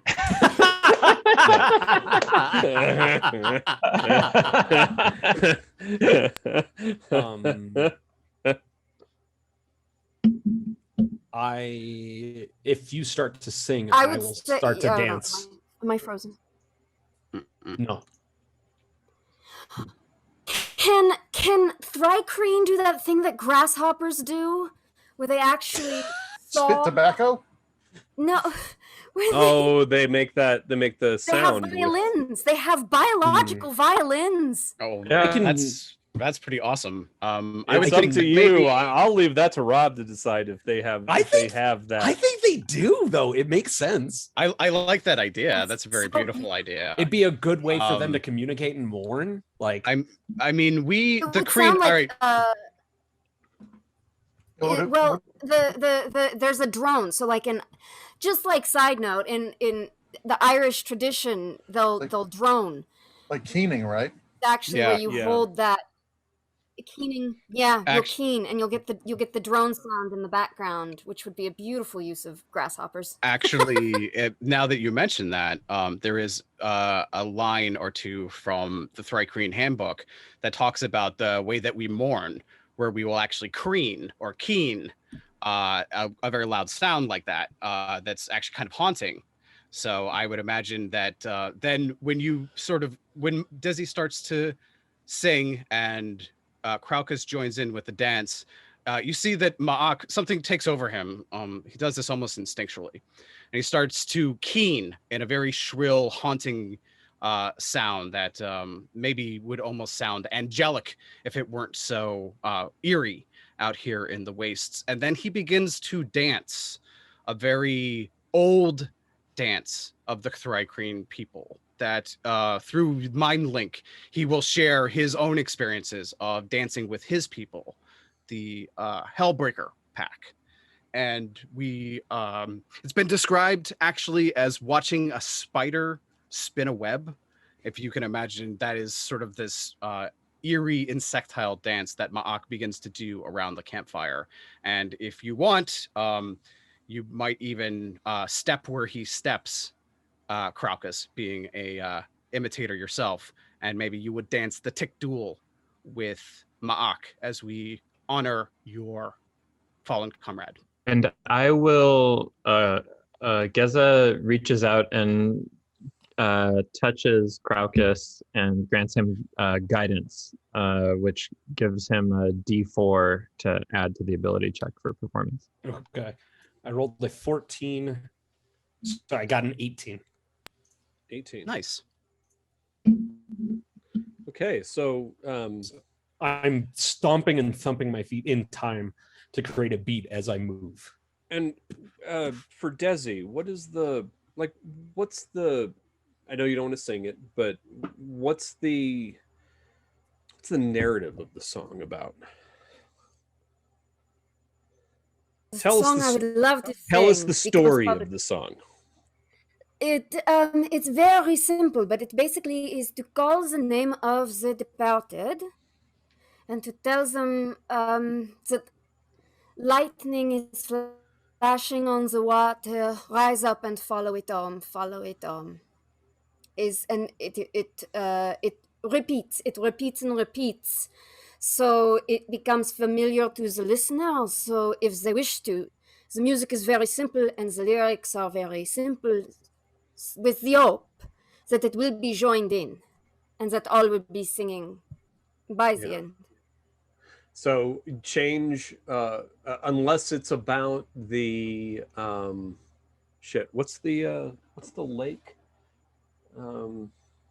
in the Dragon Bowl? You tell us. I can't remember the name of it, but I know what you mean. Ma'ak has unless seen it, so yeah, he can so share it- that memory.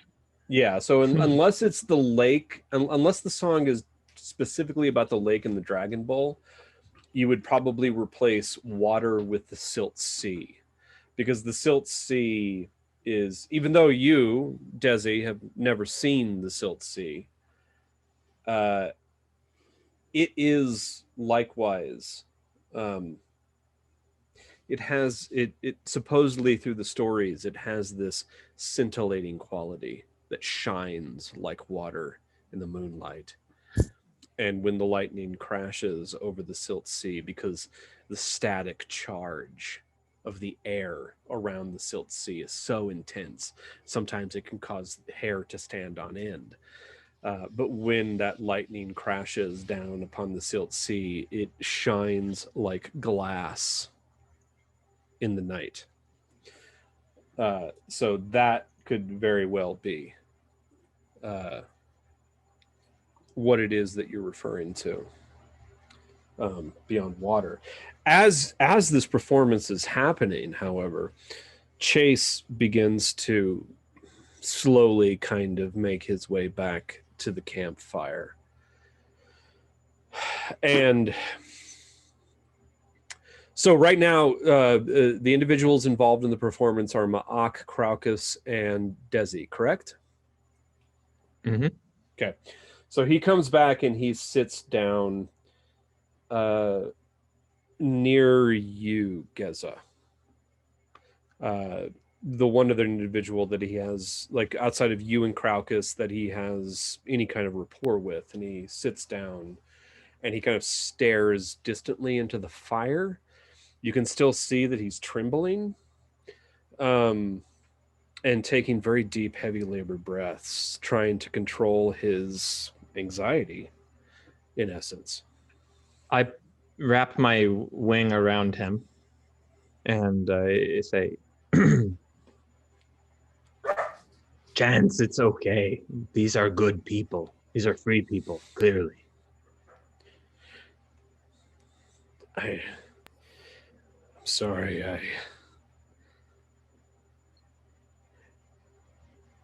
the pitmasters at the ziggurat would get inside your head, and they'd subject you to the worst nightmares. If it wasn't the lash, it was the mind that they'd torture you with.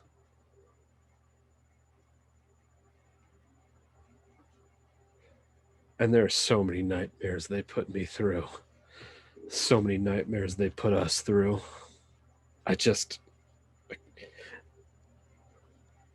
It's the Thri-Kreen that was in our heads, right? Yes. I'm sure he meant well, but I just can't. I'm free now for the first time in my life. You know, I spent 10 years on the ziggurat. And before that, I was enslaved to a potter. And I guess you could say that he was a fair master. But I've never known freedom. I look up at the night sky now, and there's no master.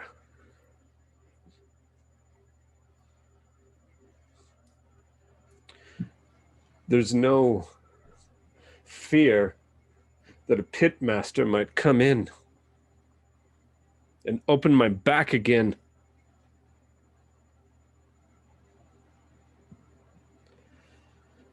I just can't have anyone in my head ever again. I can't. I have to assume that Ma'ak will happily respect this, but it does seem like it's been nothing but community building for the rest of us. So feel free to stand aside for your own comfort, but please don't blame these folk who have helped us so far.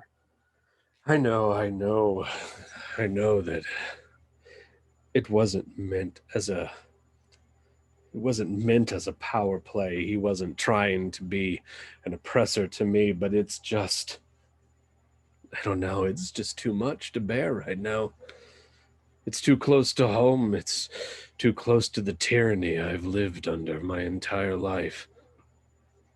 To have someone inside your mind, that's supposed to be a place where no one can.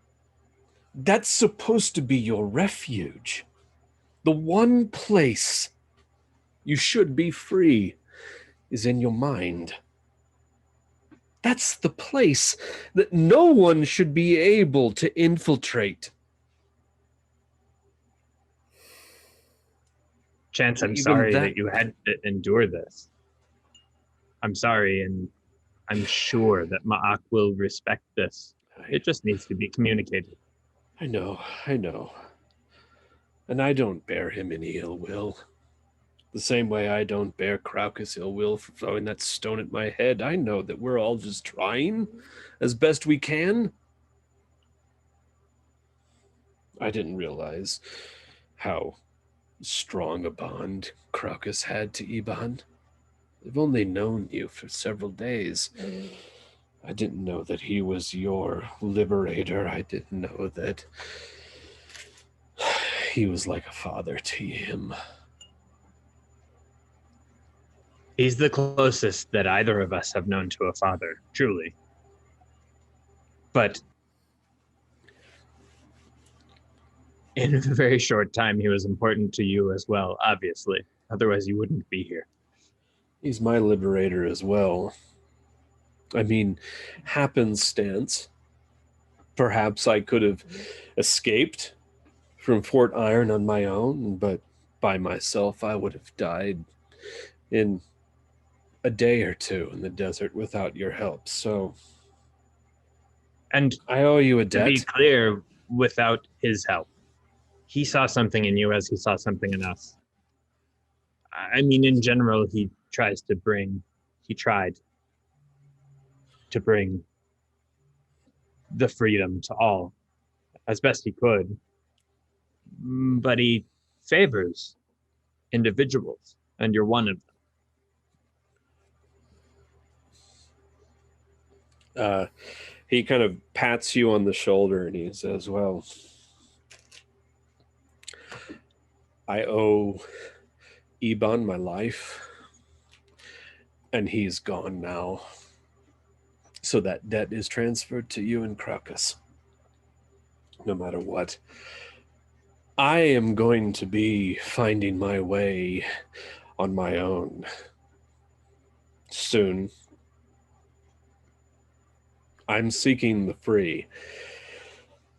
But if I ever find my way there, if they ever embrace me, if they ever let me into their tribe, and we ever come across you, desperate and in need in the desert, or if it's just myself and I'm still a vagabond in the desert, I'll do whatever I can for you. I appreciate everything that you're saying, and I hope that you don't leave too soon, because we've only just begun to know you, Chance. Okay, so the rest of you continue. Well, you're able to finish your dirge, basically. And you can now sit down, and the rest of you, enjoy as much as you possibly can the food that you've created for each other.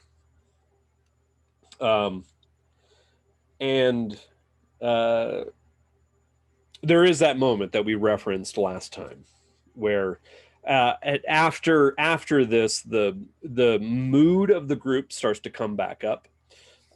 Stories start to be told, and you start to focus on, the hope that exists in life. And that's the point where Chance starts making eyes towards, after you finish your conversation, Geza, Chance turns and he focuses on the dirge that's being played, and he's particularly intently focused on Desi. After you finish, that's when he kind of gets up and wanders off, takes a seat next to Desi, tries to spark up conversation. Was there any other conversation that any of you wanted to have with each other? Anything else you wanted to do to get to know each other before? I have to say that I would be we don't have to play it. Yeah. But lots of questions for Birdman. Like, what are you? What can you do? What kind of No. Let's do it. Let's do it. Yeah, I would just do it. be barrage. You Let's have do it. a bird head. I'm a little drunk on water. I have to tell you, I've had a lot of water. Yeah. I have my headphones in. I'm going to take a bio break real quick, but you definitely need to have this conversation. Yeah, let's We can do it. handle this. We can handle this. Let's actually do it. Okay. Yeah. I'm giddy. You have to tell me what you are. And again, you can basically we are all sharing sort of a psychic astral space as well. So you can show us anything you remember. If you wanted us to see a person or a place or anything, we will see it as you remember it. So Yeah.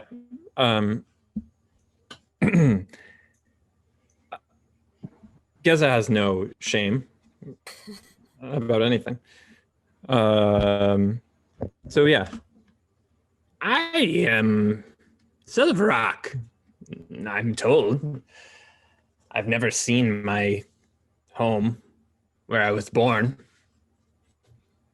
but I was hatched in captivity, as you know. That's all I knew until Ebaan.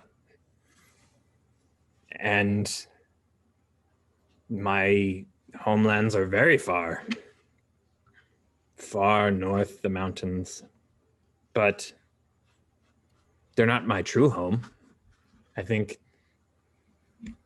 the first home I knew was with Ebaan, but that was late in life. That was recent.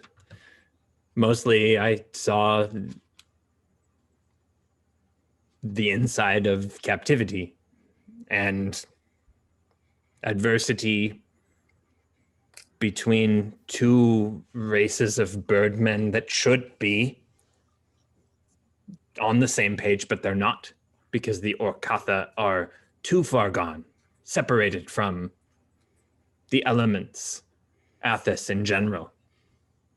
as if to punctuate your point, Ma'ak cracks a bird wing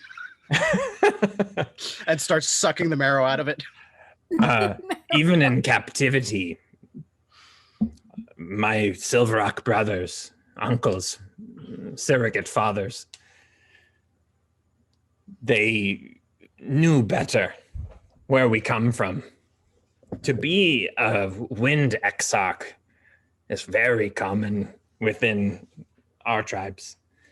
It seems that the Orcatha are too far removed from the natural world to really appreciate the power of Athos, the power of the elements. And it's to their detriment and hopefully shame. But for the most part, they're without shame. They were bullies. And worse. But I did have community, and I don't know who birthed me, but I know where I come from, and that's enough for now. We're all Arakakra, Orcatha, Silver Rock, maybe others. I don't know.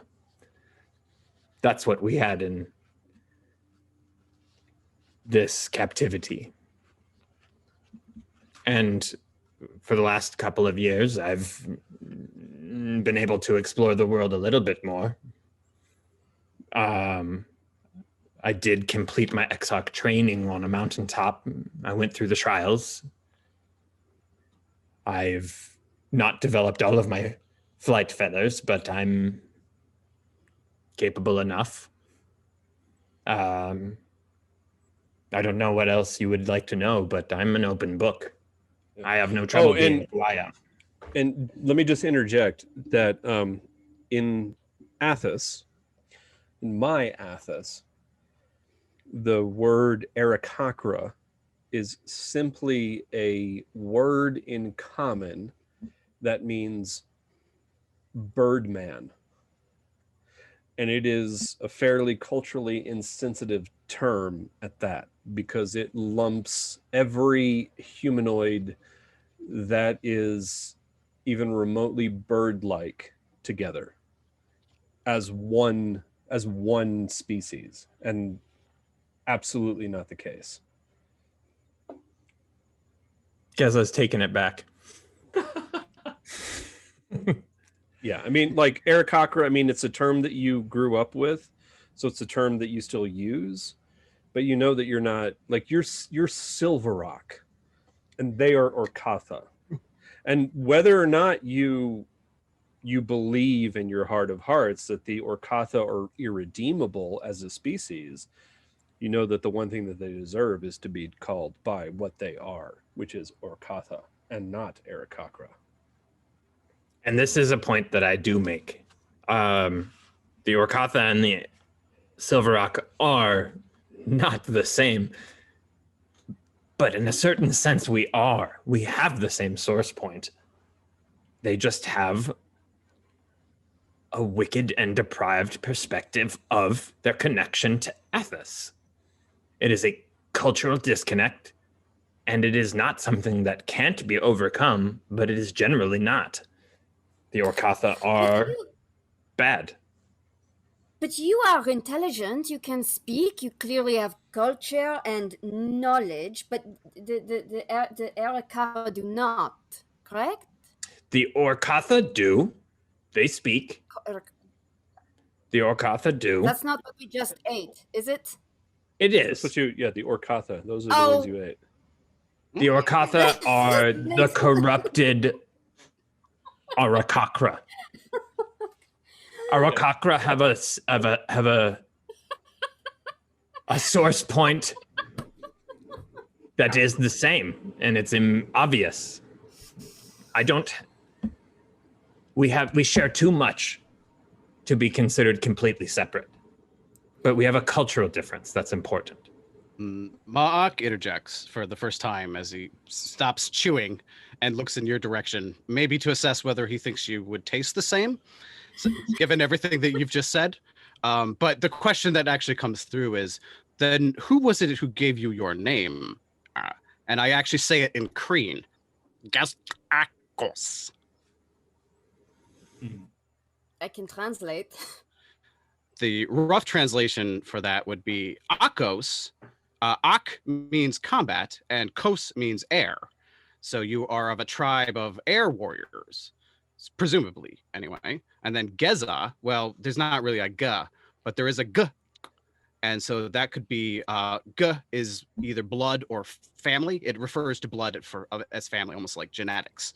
And then while there's not really a Za, there is a Z, which means change. So I'm going to argue that Za is sort of a conjugated form of Z, and it means unchanging or permanent or, forever. So yours would be like the eternal blood of the warriors of the air would be how Ma'ak would understand your name to mean. I would just like to interject and say that as Ma'ak is explaining this linguistic kind of unraveling of your name, this would be incredibly interesting to Cha'ar, whose primary focus is linguistics. I'm just listening and taking notes because I still am new to this group. So I'm letting. I mean, you're less new than Geza, Akos, and Kraukus. So you've at least traveled with Ma'ak and Desi for several days. Getting to know them better. How weird Ma'ak is like the learning curve. But there is a fascination because of because of Ma'ak's fascination with language. This is a direct connection to your dwarven focus. And Ma'ak, when he does the psychic link, can he give me his language? Is there like a downloading, for lack of a better term? Okay, well, so the Rob, way you it's explain written, it. Yeah. Okay, so the way there's basically two levels of telepathy that you get with Ma'ak. There's either the one-on-one one that is the one that usually default, like him and Desi are just talking about whatever. And in those cases, language is a barrier. So if we didn't share both Common and Thrycreen, we might have some difficulty. But because we share both of those, we just kind of communicate no problem.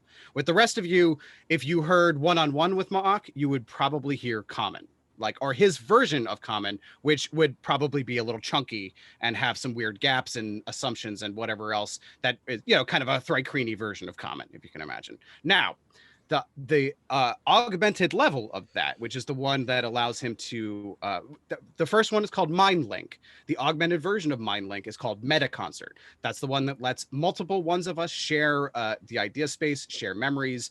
And that one, as written, language is not a barrier. So in those cases, we are understood regardless of our languages. As long as we have a language, we can communicate with one another, as well as share sort of emotions and visions and whatever else we want to share via meta concert. And so in that case, I would argue that as long as Cha'ar and Ma'ak were in meta concert, that language would sort of fill in those gaps. So then my question would be then, would it be possible for me to, as Marc is speaking in his own language verbally, to have him in my head and I could learn? Because I'm assuming I have an aptitude for language. Yeah. So yeah. Hearing, That's cool. Hearing the director's cut in my head, I would be able to figure out what the words are. Sort of like doing a puzzle. I would be able to, when you're decoding. You can begin, something. and so okay. So just a little FYI. By the time we do our next game, I will have hopefully figured out the house rules for proficiencies, and especially languages. Part of that is going to be you declaring what language you want to learn, or what language you're particularly starting to work on learning, or what languages you want to learn, but which ones you want to learn first. So, do you want to learn Thri-Kreen? I want to learn. I want to learn Marc's language first. I think that would make it easier. Okay. Doubly, So, because I assume that him using his psionic link is a little bit more taxing than simply speaking. It's more taxing, but it's more clear. Sure. There is a more direct connection to what part of your brain helps you learn. So if you start engaging consistently during downtime with Ma'ak, you will probably be able to at least be able to speak Thri-Kreen by the time you reach 4th level. If you choose that as your next myself. So you have to make a concerted effort to want to learn to read, write, and speak the language. But does Thri-Kreen have a written language? Actually, it does. It does. That's interesting. Let's talk about this a little bit. Okay.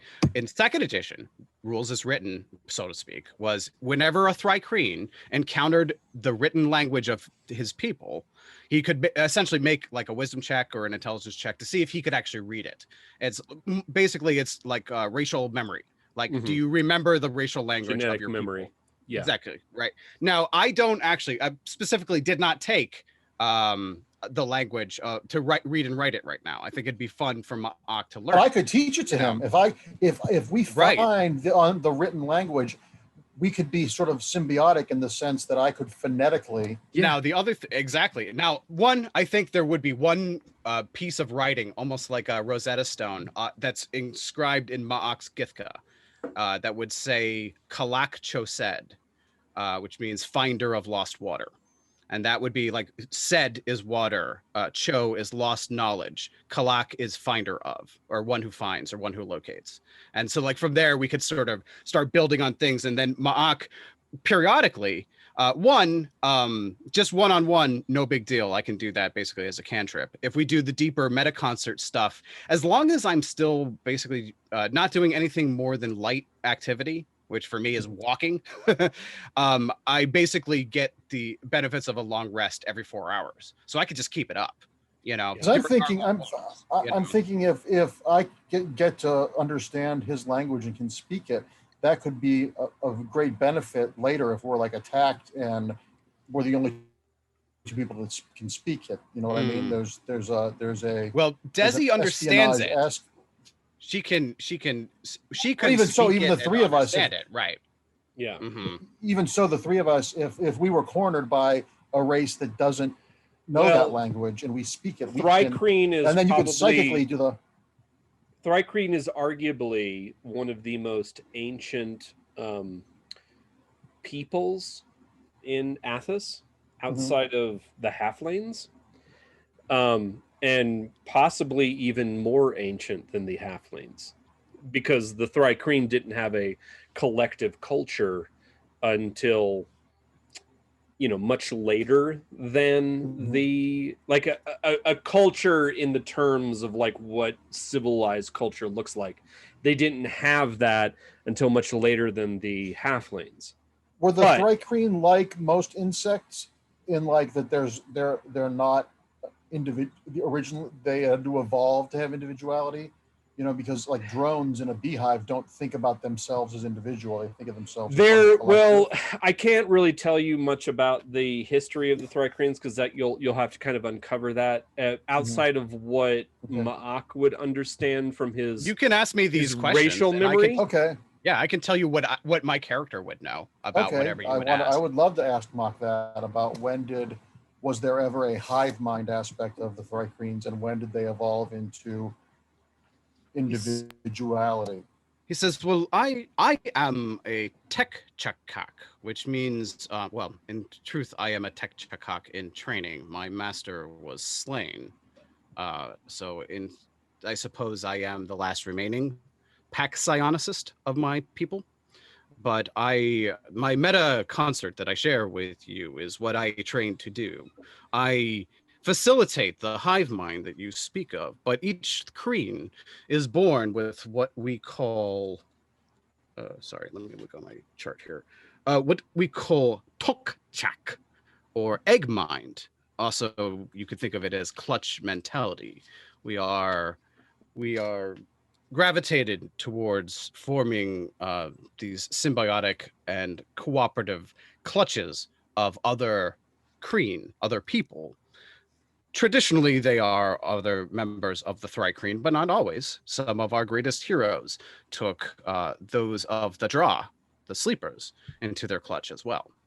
A collection of clutches is called a pack. That is what I am training to serve, to be the tech chakak, or hopefully one day second in clutch to my tech host, or pack leader, Gak Kachahos, who I lost touch with somewhere in Urk, and I would very much like to find him again, as well as all my other people. We are scattered. For all I know, I am the last living Kenokotek, or Hellbreaker pack is what we are called.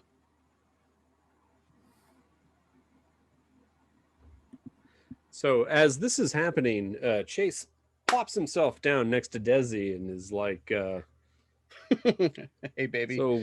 So how did you end up with this crew?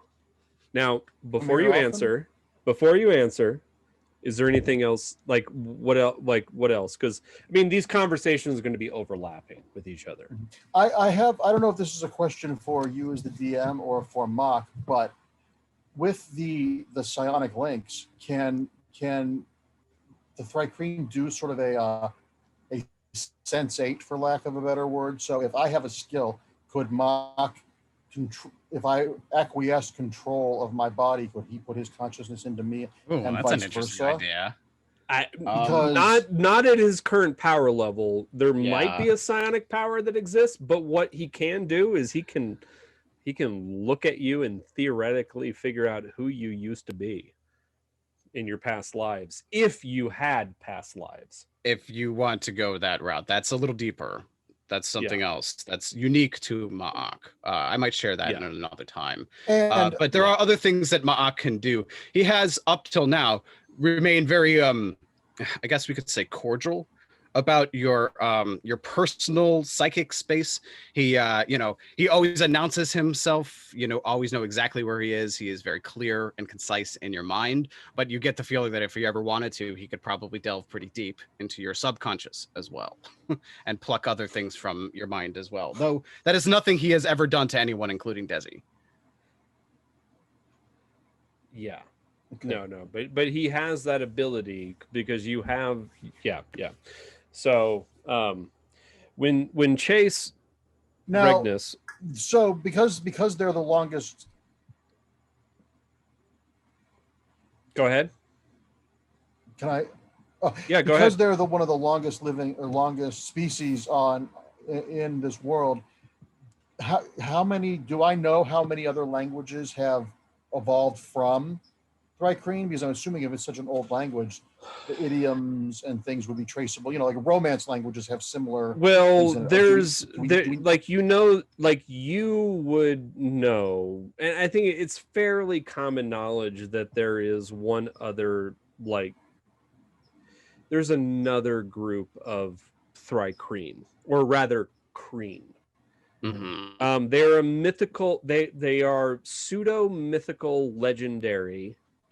They live supposedly to the far north. Supposedly, they have a vast empire that's just ready to invade the South Tier region. They are known as the Tor Kreen. Right. Which I can explain to you. Thri-Kreen. Kreen means people. Effectively, Kreen actually means someone with mantis-like qualities. You're a person. You have mantis-like qualities. And then a Thri-Kreen. Thri means nomadic. So the nomadic people, or the hunter-gatherer folk, the Thri-Kreen, we keep the ancient traditions, like Aaron was alluding to, all the way back to the Blue Age, which is, you know, we've always been hunter-gatherers, and we don't really have a history other than our shared racial memory.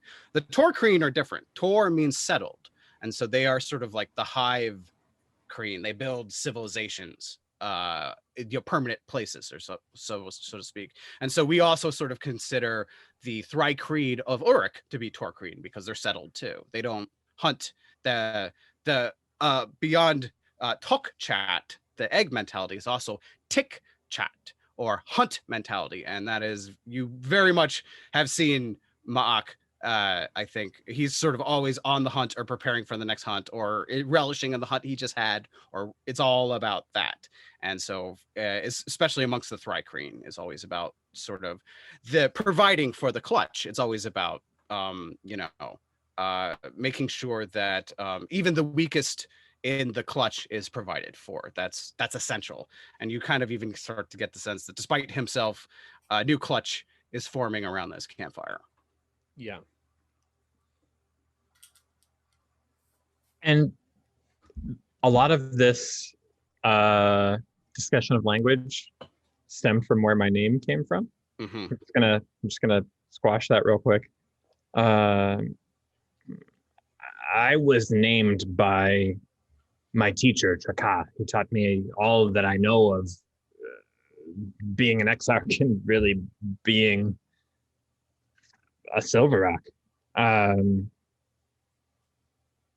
He gave me my name. It means little prince, but they don't know where I came from. I don't know where I came from. They're helpful names.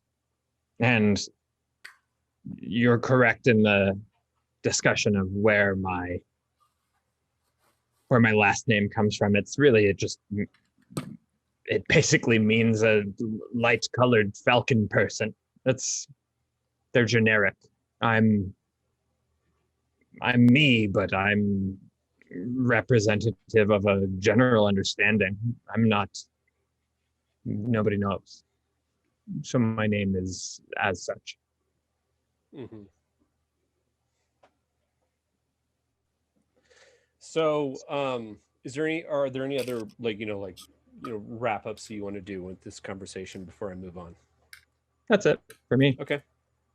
I think we can imagine conversations like this happening, but for sure, Ma'ak every once in a while casts you might not be able to tell, but a suspicious gaze in the half elf's direction, as he's, I don't know, becoming a little too familiar, perhaps, to Desi. Then unless she's into it, in which case he Ma'ak does doesn't cast care. you. He does cast you that side eye, that suspicious side eye, and I am going to share with you my vision of who who Chance Regnus looks like. Okay. So we're going to share this real quick. So we see this guy. Hold on. Is it? It's pointy ears, no, because I stopped sharing and now Yep. it's just a green screen for all of our listeners. That's the Rocketeer. Yeah. Yes. Oh, is it? Also, Great. Also Billy the Campbell, also the yeah. also the actor who who was on the short list for playing Commander Riker in Star Trek Next Generation, but then Wow. got cast as a one-off character as a rake, as a Han Solo for the series. And as soon as Joseph can get this up for viewers, you will know exactly who I'm talking about. But this is basically what this is Regnus. This is Chance. Did he appear on more than one episode? No, he was just on one single episode. They brought him in as a consolation. Yeah. So that's Regnus, people. That's Chance. Yeah, So, the yeah, Rocketeer, and I always forget that he played the Rocketeer. Man, the Rocketeer should have gotten sequels. Mm-hmm. Imagine him about a foot taller because he's a half elf, so he's about 6'4". And I don't know, maybe this guy is 6'4". That's the same height that Christopher Billy Reeves Campbell. was. I've actually met Bill Campbell. He's super tall. He's like 6'2", 6'3". Oh yeah, There you go. His name is Bill Campbell. He's a Campbell. Bill- He's one of my cousins. And his real name should be Dorian Gray, because I saw him at an event about 8 years ago, and he looks better now than he did then. He's like Oh my a god, handsomer Paul Rudd. It's like Yeah. it's annoying. Yeah, so that's Regnus. This is Regnus. Just imagine with slightly pointier ears, and I guess basically the same height. So Well, Regnus is totally Char's type. So yeah. Well, prove it. I think Mock's gonna go watch The Perimeter. so is Char.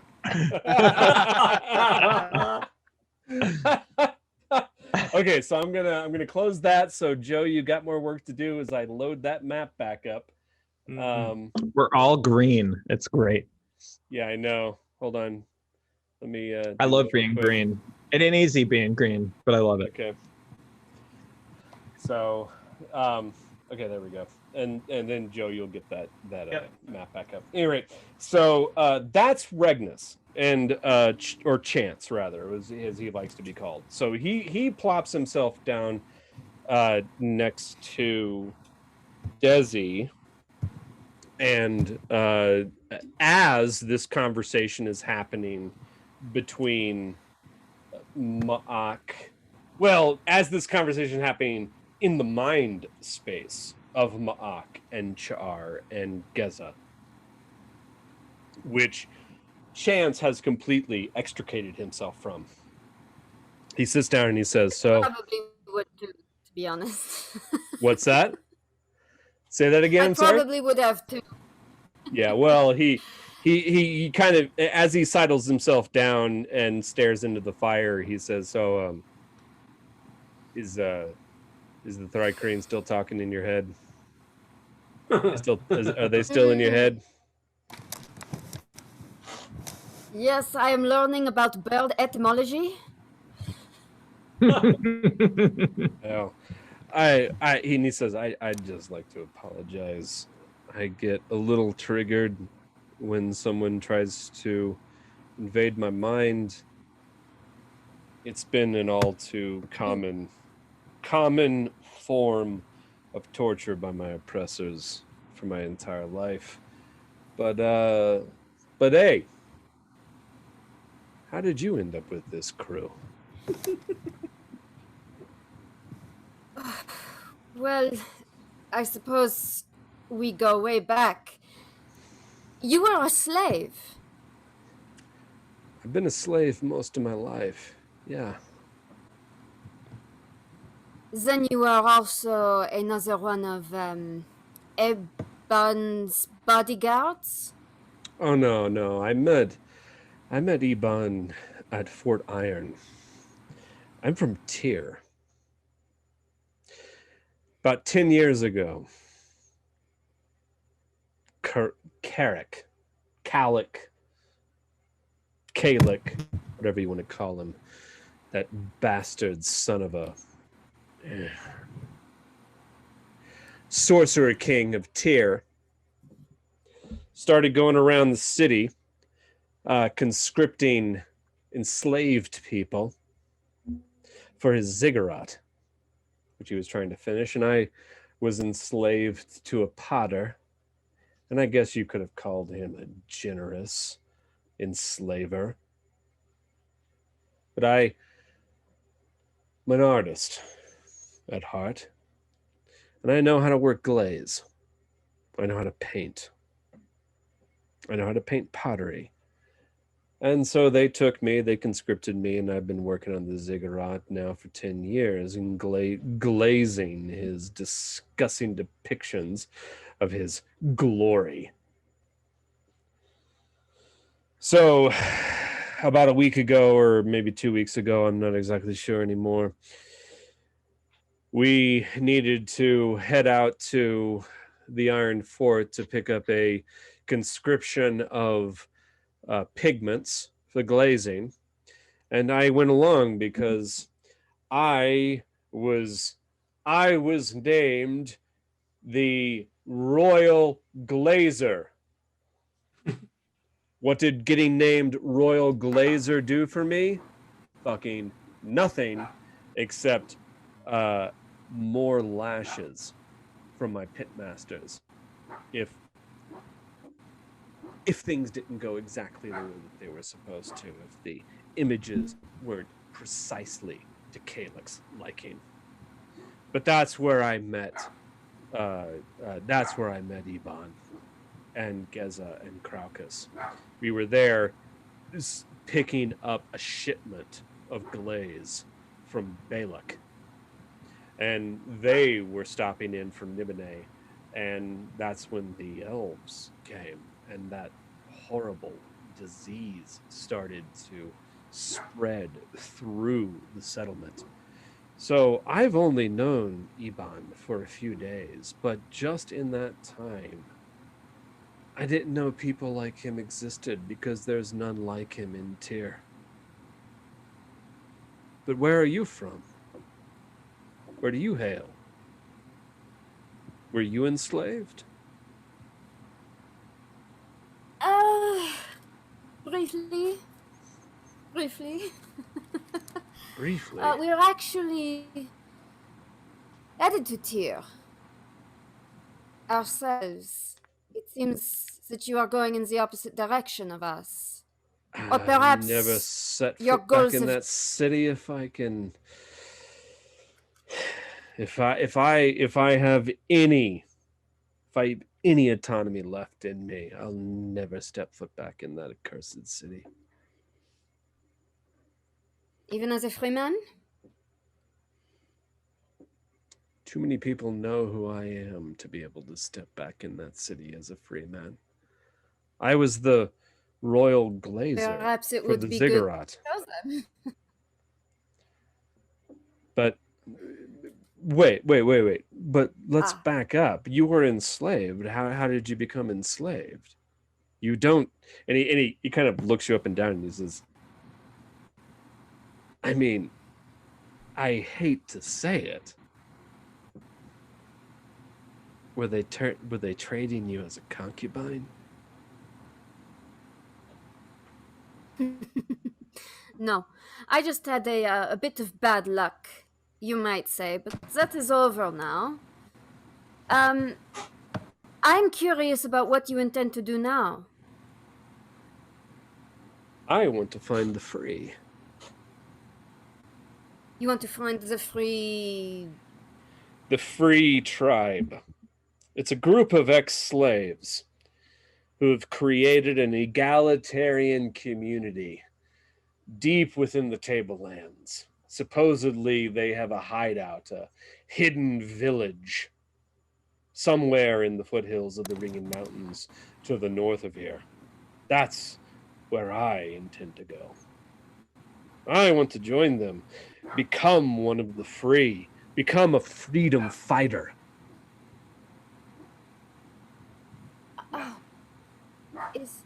Does this have to do with that little cylinder you have? Say that. I'm sorry. Say that again. Does this have to do with that little cylinder you have? Well, I don't know. That Ebaan gave that to me, and I wasn't expecting that at all. I don't know how to read, so I know that Geza has told me not to use it as a bargaining chip, but what else am I supposed to use it as? It's I will literacy. show you. I will show you. Wait, are you Anyone who eavesdropping? Are you eivesdropping, Geza? Absolutely. That's okay. So I have that's acute what hearing. that's what Chance says to you. Like, are you eavesdropping on me, you bird motherfucker? I have acute hearing. I hear everything that's going on. And yet, I thought Ox had good eyes, not good ears. we have That's it exactly all. what I was gonna say. I know, He's reading Geza, it. that you say that I should not use this as a bargaining chip, but I have only ever lived as a slave. What else do I have? What else do I have? Except You are this. This is more valuable than gold, Geza. you are stronger than you admit, sir. And this is more powerful if you understand it than if you give it away. But if I take this to the free, not only is it a bargaining chip for myself to be admitted into the most coveted society of free men in all of the tablelands, but we can all learn to speak. We can all learn to read and write then. It's true, So it but it is starts both with bargaining you. chip and both freedom. It's true, but it starts with you. You cannot rush to freedom. You have to do the work. I agree with the bird. I am beginning to wonder if you have ever experienced people accepting you for who you are and not what you can give them. Perhaps that is a greater freedom than what you're seeking. It will be. Perhaps, but I look at this cylinder and I am perplexed because I do not have the capacity to decipher this. You I absolutely may be do. clever, but I am not intelligent the way that I am not cunning the way that you are. With I'm mild not cunning guidance, like you or Cha'ar. with mild guidance, you will understand. You just need a teacher, and I am here. Well, your path is leading you to Tyr, and I will not go back there. I seek the free. I seek the free tribe, and that is where I am going. That And as doesn't mean soon that as- we can't reconnect. And also, I can show you at least step one right now. He says, if you can show me the first step to deciphering these cylinders, then I accept it wholeheartedly. But at the end of the day, I will still take these cylinders with me to the free. Of course, that's their place. I think that is exactly what Ebaan saw them doing. But you should benefit directly first, and it will benefit you greater in the long run. Well, then I'll listen to what you have to say. I know that, well, we have a few hours left. And Char studies language from what I've gleaned. He speaks at length about the foundations and usage of such things. I'm sure he can assist me in showing you at least the beginnings of how to utilize this. Well, gift. perhaps we can have I have yet to see this. From what I can tell, I've been witnessing about an hour's worth of sidelong glances and inward thought. Maybe we can have Yes, an open conversation outside of the psychic space of someone who would infiltrate you without your consent. Chance, you chose to sideline yourself, but we'd be happy to bring you up to speed. Okay. Geza, please. Sidelining myself. You may be fine with letting someone infiltrate your mind, but you don't know what it's like. Or maybe I don't know if you know what it's like. I don't know if you know what it's like to have someone infiltrate your mind every day of your life for 10 years and submit you to horrifying trauma, horrifying nightmares. I will never let anyone ever infiltrate my mind again. From this day forward, from the day that I became a free man, no one will ever enter my mind without my consent again. My mind is a free space. That is the free space that I claim for my own. Ma'ak puts his arms down as he stops concentrating on whatever the current telepathic communication was going on at this time, and he can't ignore Chance anymore, and he actually turns to look at him, folds his mandibles in very politely, or lowers his antennae so that they're not threatening, and turns to the half-elf and says, "I know what that is like. My master torture every day to make me strong. I never do that to you, to anyone. Your mind is safe with me." And he then returns to his meta concert with the people in his clutch who trust him. Okay. And Chance, he is, you can tell he doesn't trust what you said to him. As he turns back to the others, he says, maybe you trust the Kreen. I don't trust Creenie. I'm sorry. I did not ask for his thoughts in my head. That is what the oppressor does. They don't ask. They just do. Your ears didn't ask me either. Wait, say that. I'm sorry. I misunderstood that. What was that? Your ears didn't ask either.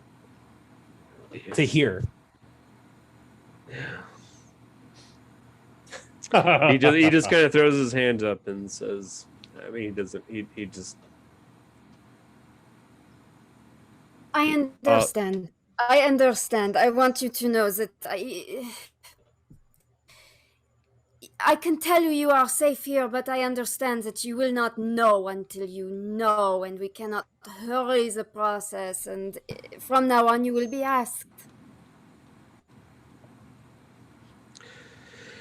He said, okay, and at this point you can tell that, like, you know, the mood he was trying to spark up has been utterly dashed, and at this point he just kind of goes silent, and he lets it pass. So unless there's any other questions or conversations that the group wants to have with each other, we can probably it's 8. We can probably call it a night. The one thing that I will say as we leave off for next time is everyone give me perception checks.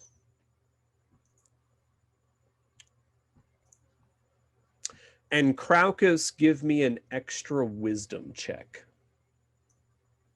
Okay. I would have rolled twice, but I think the natural one was enough. Yes. Oh, Oy, oy, oy. Ooh, I So, rolled an man. 18 with disadvantage. Nice. Okay, so Ma'ak, you got your 8. Oh, geez. Yeah, you all are just sucking it. Sucking it. So I got a 3, and then my wisdom check was a 12. 12. Yeah.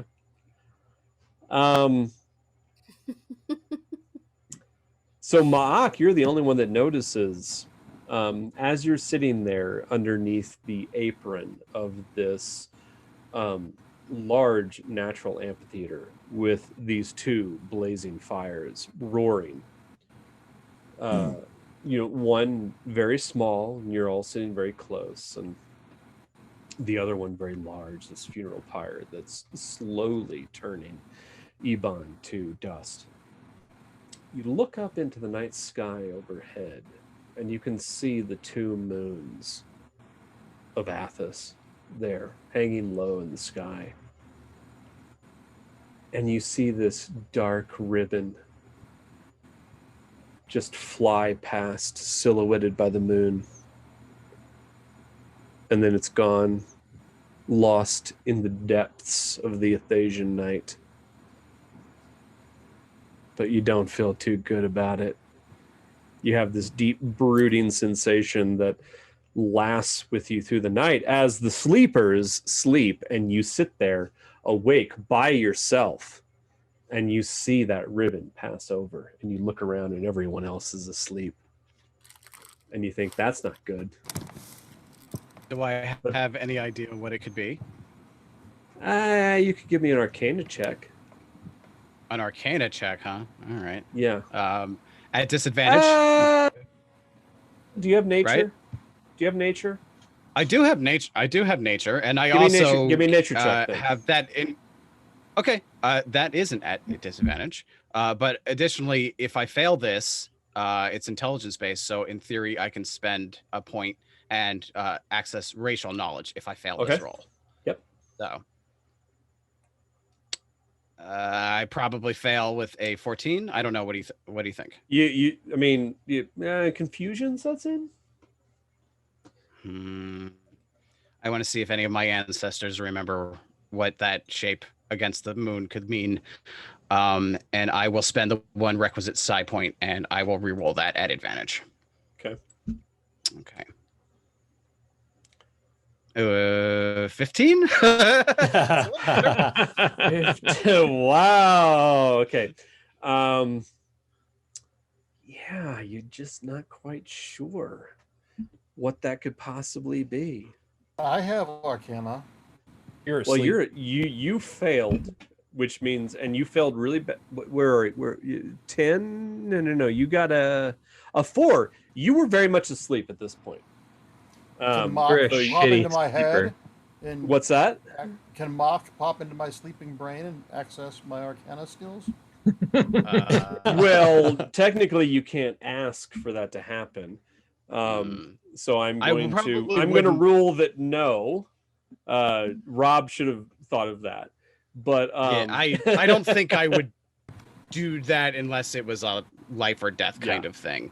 That being said, in theory, I do have 1 level higher than Metaconcert, which I have not demonstrated yet, which lets me access memories you don't feel like sharing.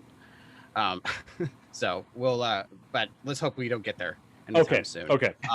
For now, I Now- will probably, I would imagine that the Birdman would have the next best vision in the group. So I will basically nudge his claw or talon or whatever part's closest with the edge of my Githka and just nudge him awake, as I think that's what you do for sleepers, right? So I'll try to and as you awake, you can see Ma'aka is not looking at you. His his head is pointed skyward, and with two of his hands, he's trying to track where he thinks that with something in the sky is moving, and he's doing his best to keep track. So of where he so thinks give it me is. an investigation check. Excellent. I actually am skilled in investigation, so I roll a 18. Not bad. Same. Okay. So he points it out to you, and you do see it. Give me an Arcana check.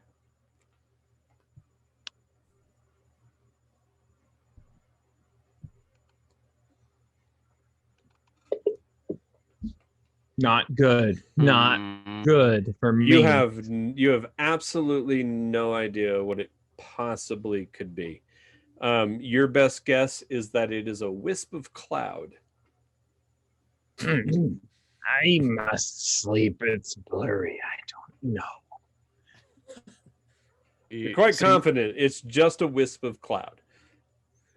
All right. Well, since Ma'ak can't actually see in the dark any better than a human can, he will trust Geza and say, you will hear just telepathically, I apologize for disturbing your sleep. Your sleep. I apologize for disturbing your sleep. It's okay. I will return. Okay, and then the last thing that we will say before we leave off for tonight, backing up to Crowcus,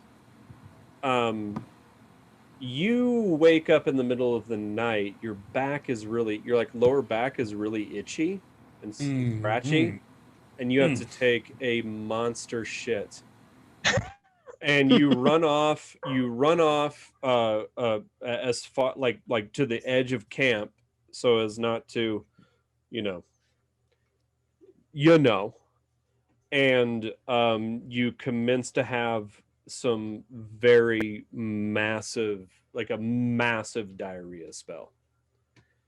And you just you have like the worst fucking case of diarrhea, and you're over there for probably about a half an hour to 45 minutes with diarrhea.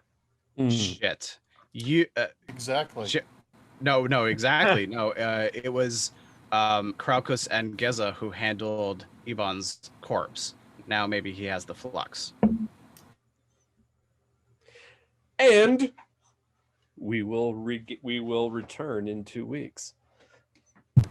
Thank you for watching Adventure Hook, Dark Sun, Fire, and Sand. That's it for this evening. Thanks for tuning in. Those who showed up, please tell your friends about the show. Get everybody you know to follow us. As soon as we get to 50 followers, we can unlock that subscribe button. We've got plans for emotes that we want to release that are going to be based on the different characters. So you're going to get some Geza Akos emotes. You're going to get some Char emotes. You're going to get Craucus emotes. I think when we first unlock our subscribe button, we get 5 emotes. So I'd like to do an emote for each character. I think that's how it works. I'm not sure if it's 3 or 5, but it's 5. Yeah, 5. Yeah. So we can do an emote for each character. Awesome. Once again, thanks for tuning in, and we'll see you in 2 weeks. Okay, wave goodbye, everyone. Goodbye, everybody.